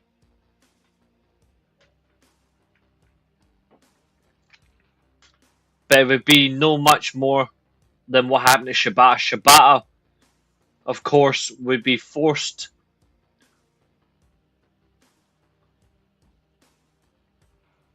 to suffer at the hands of the Bulldog choke.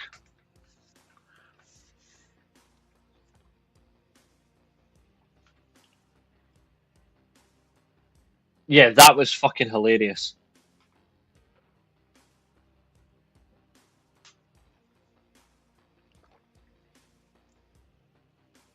Like, that was genuinely fucking funny.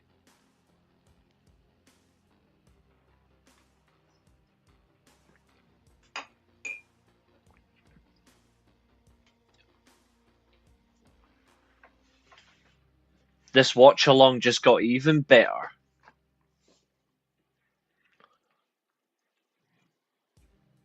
You should see what else is on Collision. Now,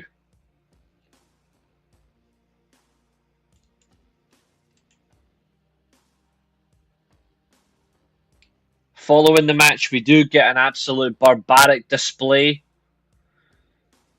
from the Bucks and the Death Riders. Of course, they are choking out Hangman, Adam Page, and Will Ospreay. They get choked out. Before we can get to the very end of let's eliminate them, here comes Swerve, who destroys the Chrysler 300C limo that the Bucks travel in. They absolutely tear it to shreds, and it is fucking incredible. Really like it. We got some fun here. And then to close the show, the last thing you see is a double Swerve stomp to the Bucks.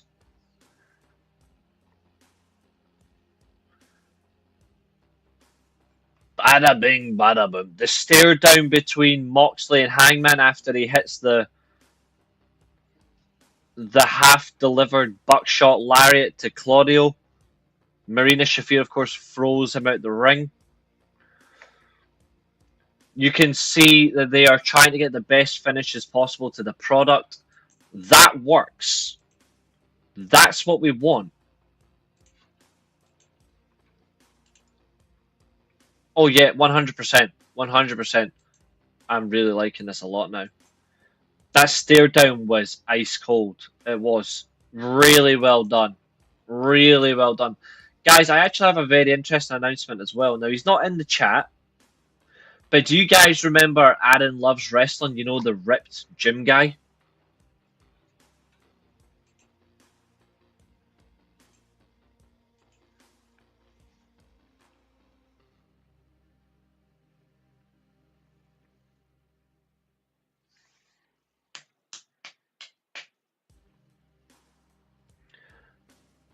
Excellent. Well, we've gained 2 subs during this stream. That's amazing. Yeah, I wonder who he owes that to.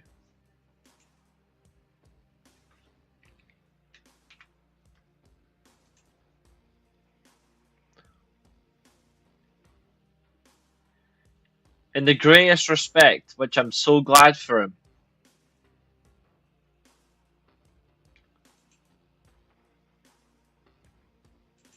Like, extremely glad for him.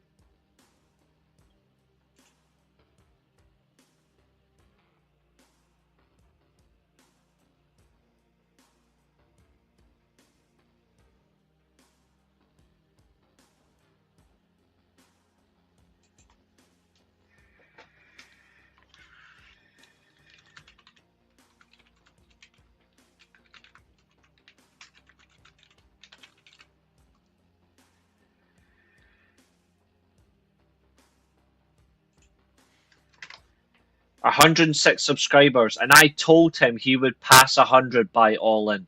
And he had, remember, what, 20? He had, what, 20 subs? I'm not sure.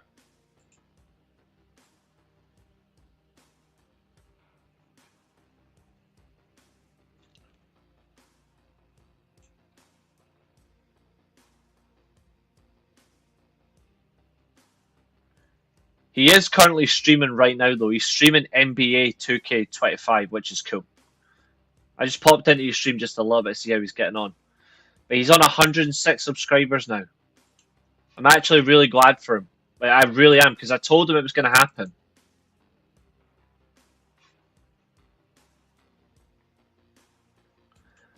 And I don't mean this in a disrespectful way. I don't think he fully believed he would do it. Not because it's impossible. I just think maybe he didn't think he was going to get there. I said it. I said it so confidently he was going to pass 100 subscribers by All In. I knew it. I just infinitely knew. I need Hangman to come out to his old theme to win the championship. So would I. That's what I want as well. I don't mind his new theme song, but his previous one was so much better. Yes, I have heard of him. Why?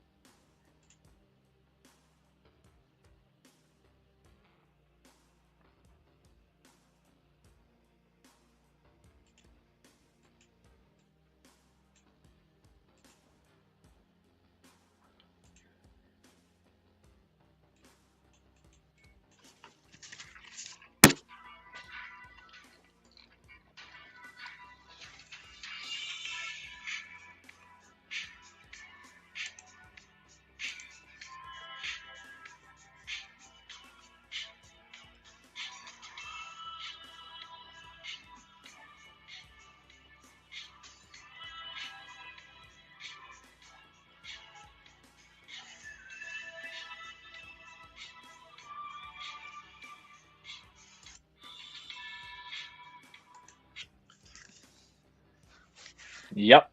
Ghost Town Triumph. The funny thing is Madweki join Arsenal is funny, but Tottenham Hotspur have won the transfer window this week alone. This week. Yep, Ghost Town Triumph.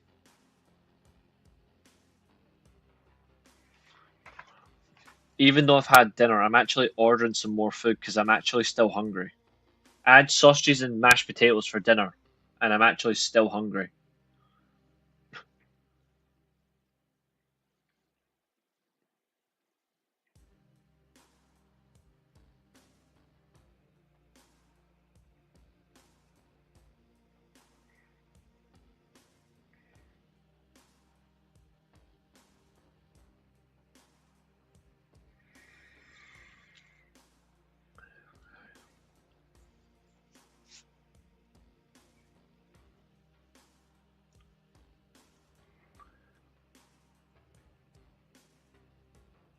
Growing boy, brother. Well, to be fair, I did have physiotherapy today, and I did like a sports massage, and my back got fucking worked like hell. Like, I was actually able to run today for the first time in what, 2 years? Like, I ran today. It was fucking crazy. but my upper, like my shoulders, my back, everywhere, fucking crazy pain. But it was bloody worth it. My favourite theme? That's a great question.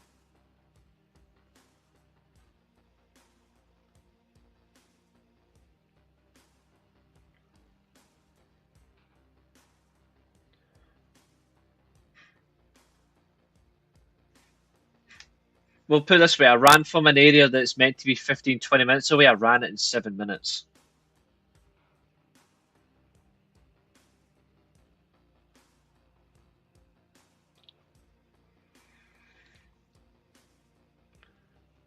Well, I think City have had a good window as well.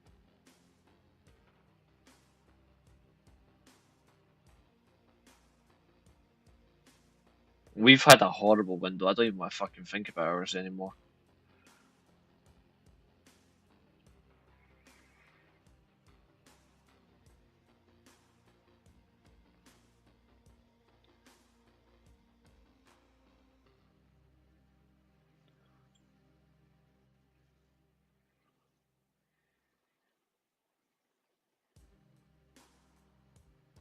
There we go.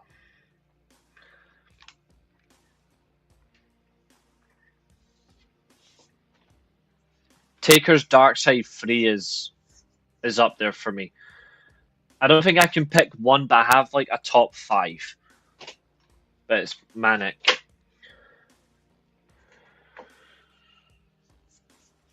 But yeah, Dynamite this week, they are ready for All In. They are. And I hope they have an amazing show because we're going to do a watch along for it. And we're going to do another watch along later tonight. But now, ladies and gentlemen, we are going to do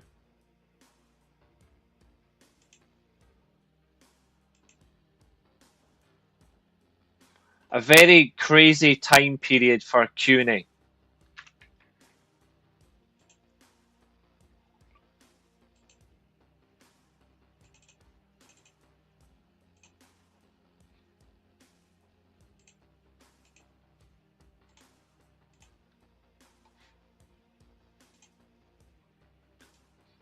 $22 because it'll take us up to the hour. And then after that, we'll take a short break and we will reconvene for tonight's watch along. So, get your questions in. Then we're going to wrap up. In the meantime, I will quickly confirm. I do have a question for everybody as well. This is an important question because I do need this, of course.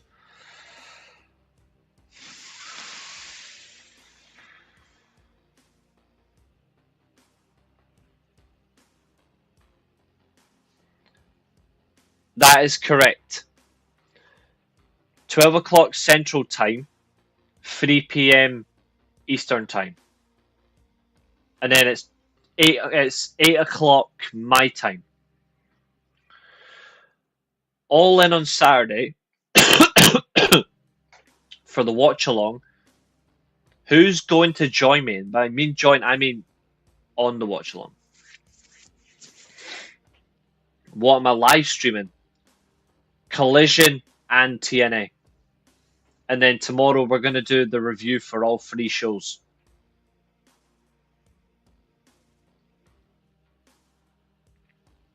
I don't know if I think Ring of Honor might be after Collision. And I don't know if there's any point for us just going back to it straight after. I don't know if we'll get all 3 at once. I could realistically do it though. If you were booking Evolution 2, which match would you book?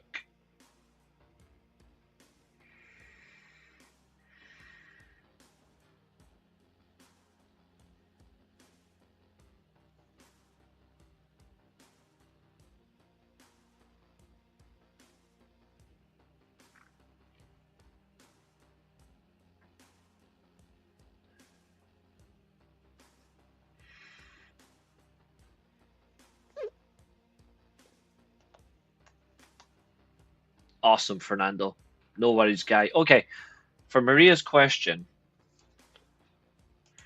so let's have a look at this ridiculous card first and see if I can make it better.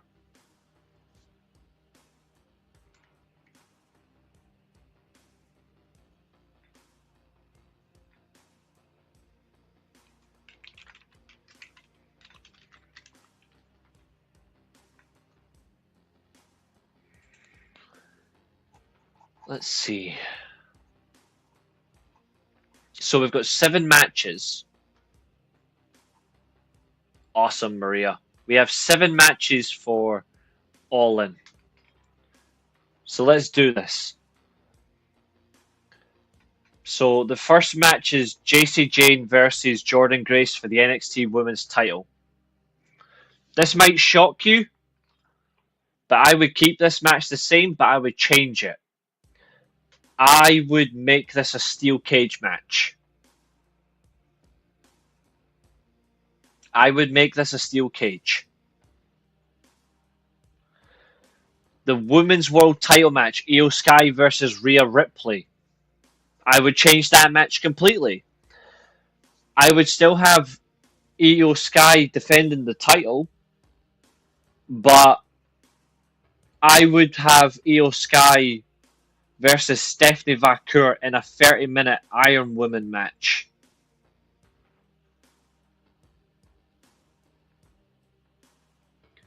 The Fatal 4-Way, I've got no problem with that. The only thing I'm doing, I would change it to an Elimination Rules match instead of first pinfall as the champion. So the Judgment Days, Raquel and Roxanne defending against Charlotte Flair and Alexa Bliss from SmackDown versus Sol Ruka and Zarya, or her proper name, Delta. And then the Kabuki Warriors, Asuka and Kairi Sane. I would keep them the same, but I'm changing it to an Elimination Rules match.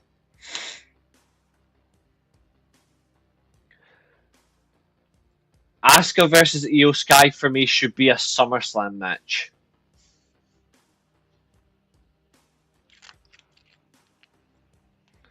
Tiffany Stratton versus Trish Stratus.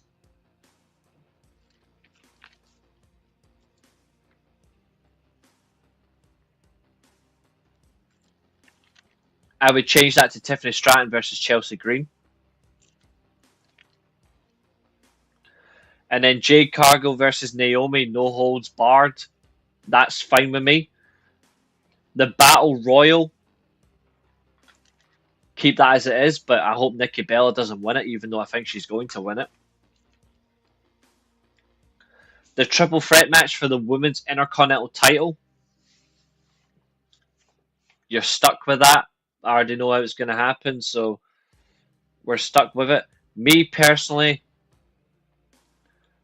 I would have had Julia defend the US title against someone who's not on that brand, but goes to that brand.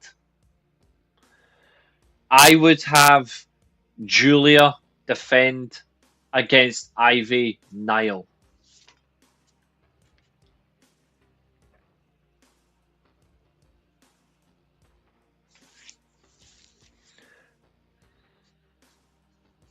Get rid of her. That's what I would do. I would get rid of her. Announced participants for the Battle Royal is Vacour, Nile, Jax, Nikki Bella. Brie Bella will get involved, trust me. Maxine Dupree, Natalia, Kalani Jordan. Again, she's now being booked by Shayna Baszler. Jada Parker, Lola Vice, Lash Legend, who should be at Hooters. Izzy Dame, don't know much about her. Tatum Paxley, Zelina Vega, Julia, Candice LeRae. Zelina Vega, you should be defending your... Well, I was going to say defend your title, but that's Julia. Julia should be defending her title. Instead of being this Battle Royal. It's pointless. But that's what I would do. I don't think there's a lot they can do with it anyway. But... yeah.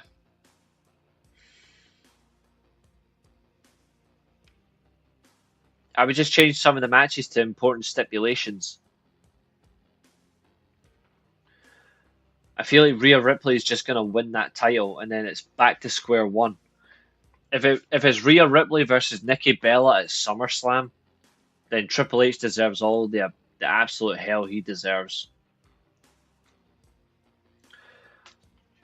Yes, TNA has a good card, but TNA are also being set up for slaughter again. Because you know that the Knockouts title is going to get put on a WWE talent, which is abysmal.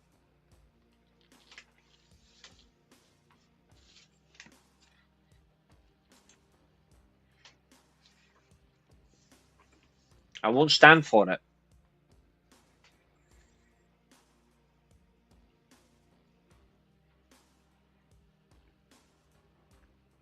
Like if I honestly see the Knockouts title going on an NXT talent, I will fucking lose my shit.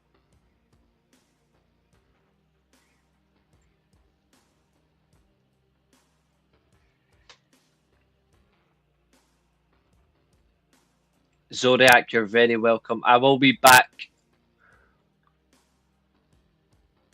So this show ends in about 13 minutes. I will be back around, well, 12:50 a.m. 10 minutes before Collision and TNA starts, so it gives me 10 minutes to prepare.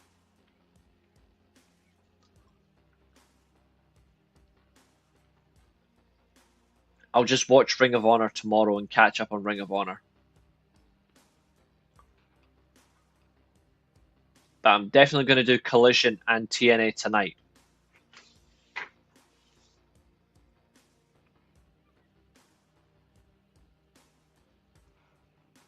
Do you think Goldberg will win? Yes.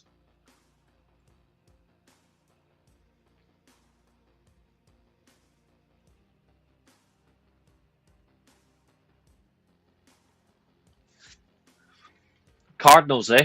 Decent. Who he's playing?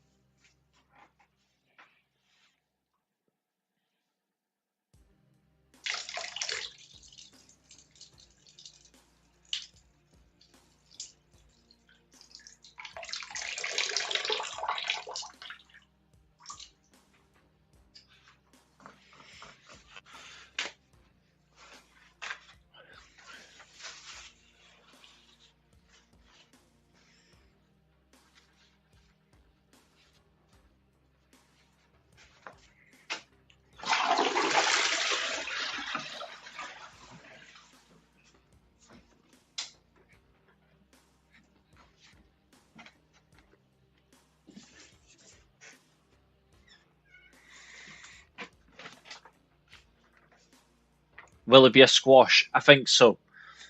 We played Nationals game 3 and it's tied. Okay. Question: Top three strong. Do the Bucks win clean? No. Top three strongest season 1 Pokemon, not including Mewtwo or the Dragons. Charizard, Alakazam, and Gengar.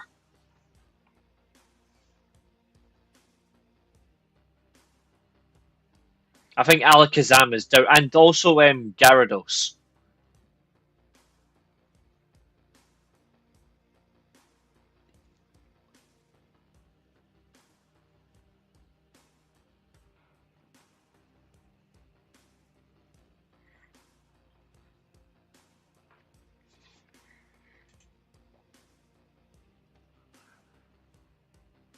What is my fate for the prediction? What got the most votes?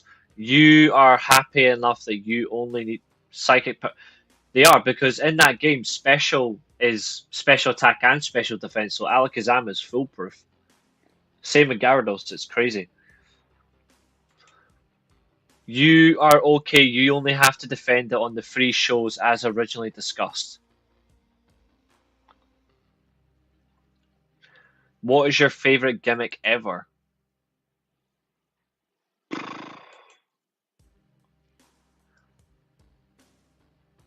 I would still say it's maybe Undertaker. But that's more of a character, but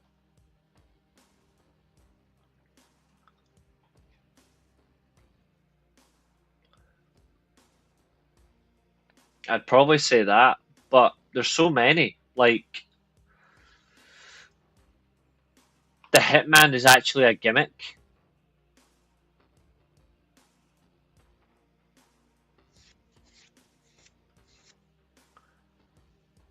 Mankind, Kane,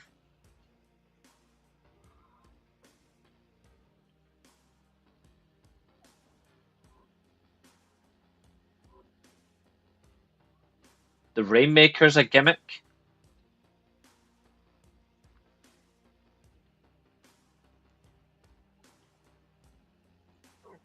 The Best Bout Machine's a gimmick. The Phenomenal One is a gimmick. Yo, Steve, buddy, how are you, sir? Thoughts on Hangman Page? Is he as bad as Cornette says? I mean, Cornette's got his own opinion. I mean, it's rightly so. I think when you look at it, it's a broader perspective. Is he for everybody? No. Do I think he's good? Yes, I do actually. I think he's overhated by a lot of people. Your favorite Hart Foundation match ever? The Hearts versus the Bulldogs. 100%. Yes, unfortunately. Is Mankind with Paul Bearer versus HBK in your house Mind Games 1996 as a top 5 Mick Foley match? I'm going to do you one better, Glenn. Mankind versus HBK in your house is a top 3 Mick Foley match. It's in his top 3. And it's one of the best performances you'll see from two people.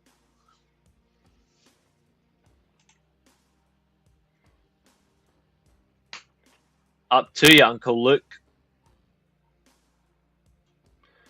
Did you watch 205 live? Yes, until one thing happened.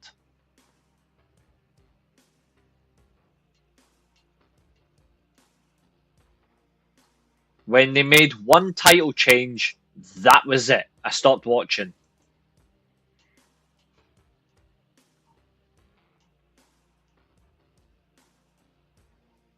Your favorite Mankind versus Taker match?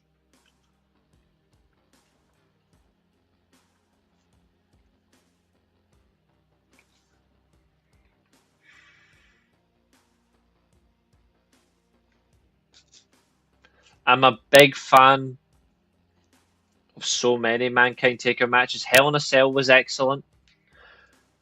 But if I'm being truly honest, the biggest impact match for me was Hell in a Cell. My favorite Taker Mankind match ever is Boiler Room Brawl. Their King of the Ring match is phenomenal. The Survivor Series match is incredible. The matches on Raw were good, but honestly, my favorite Taker Mankind match is SummerSlam 96 in the Boiler Room Brawl. Enzo win the title, yes, that was it for me. I was like, nah, fuck this, I'm out. I never watched again after that. Did Mankind Brett have a match? Yes, they did actually. Let me get the exact event for you because they did once.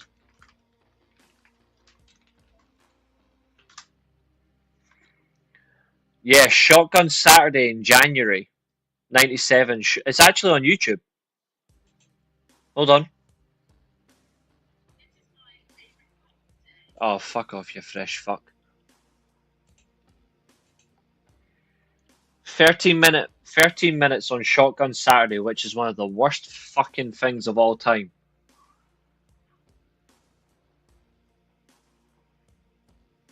But they had more than that. They actually had several matches, I believe. Oh, is that the only? No, hold on. No, it's the only match. I thought they had more than that. Wow. Yep, the one. That's it. One match. That was it.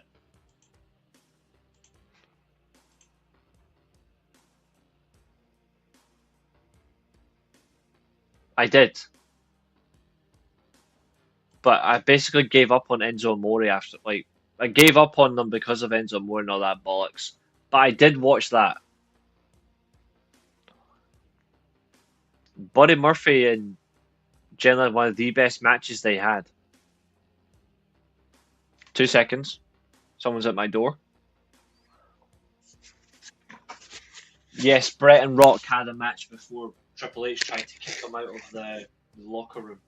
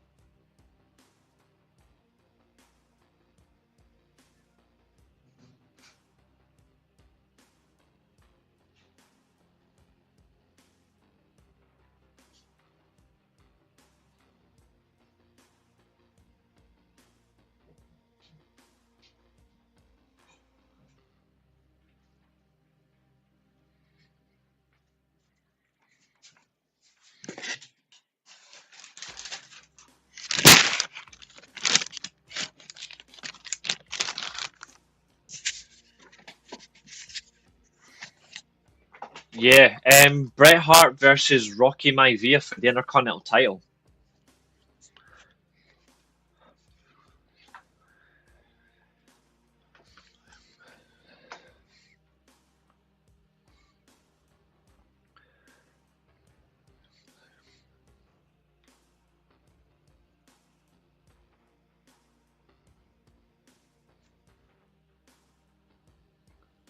That's a wild video.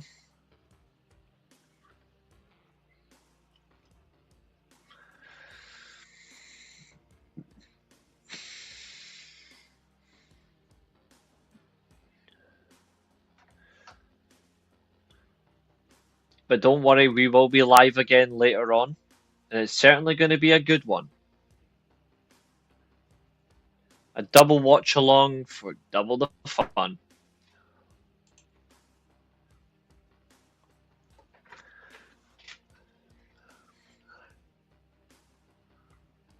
That is correct. That is correct. But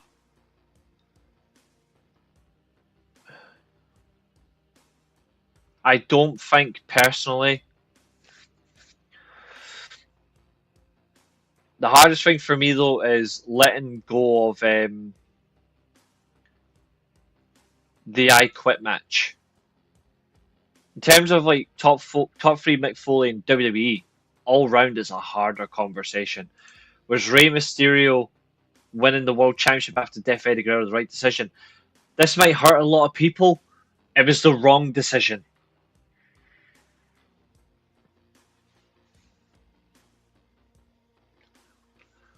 Me personally, I like Rey Mysterio, but I found this ridiculous. Even back then, I was like, no. But he got a special moment that was nice. I liked it, but I don't think it was the right call.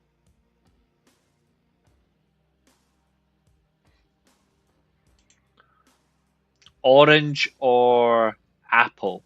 Apple. Not really.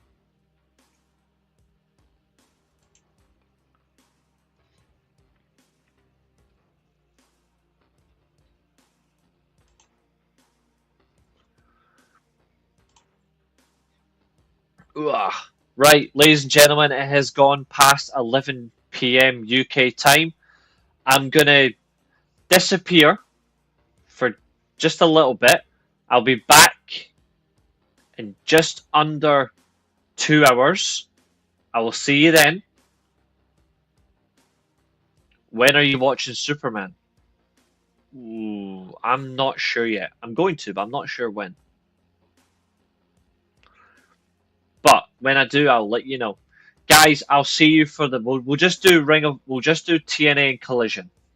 But I'll be back for that very shortly. Just keep an eye out for it, and I'll see you in less than 2 hours. Thanks for watching. Bye for now.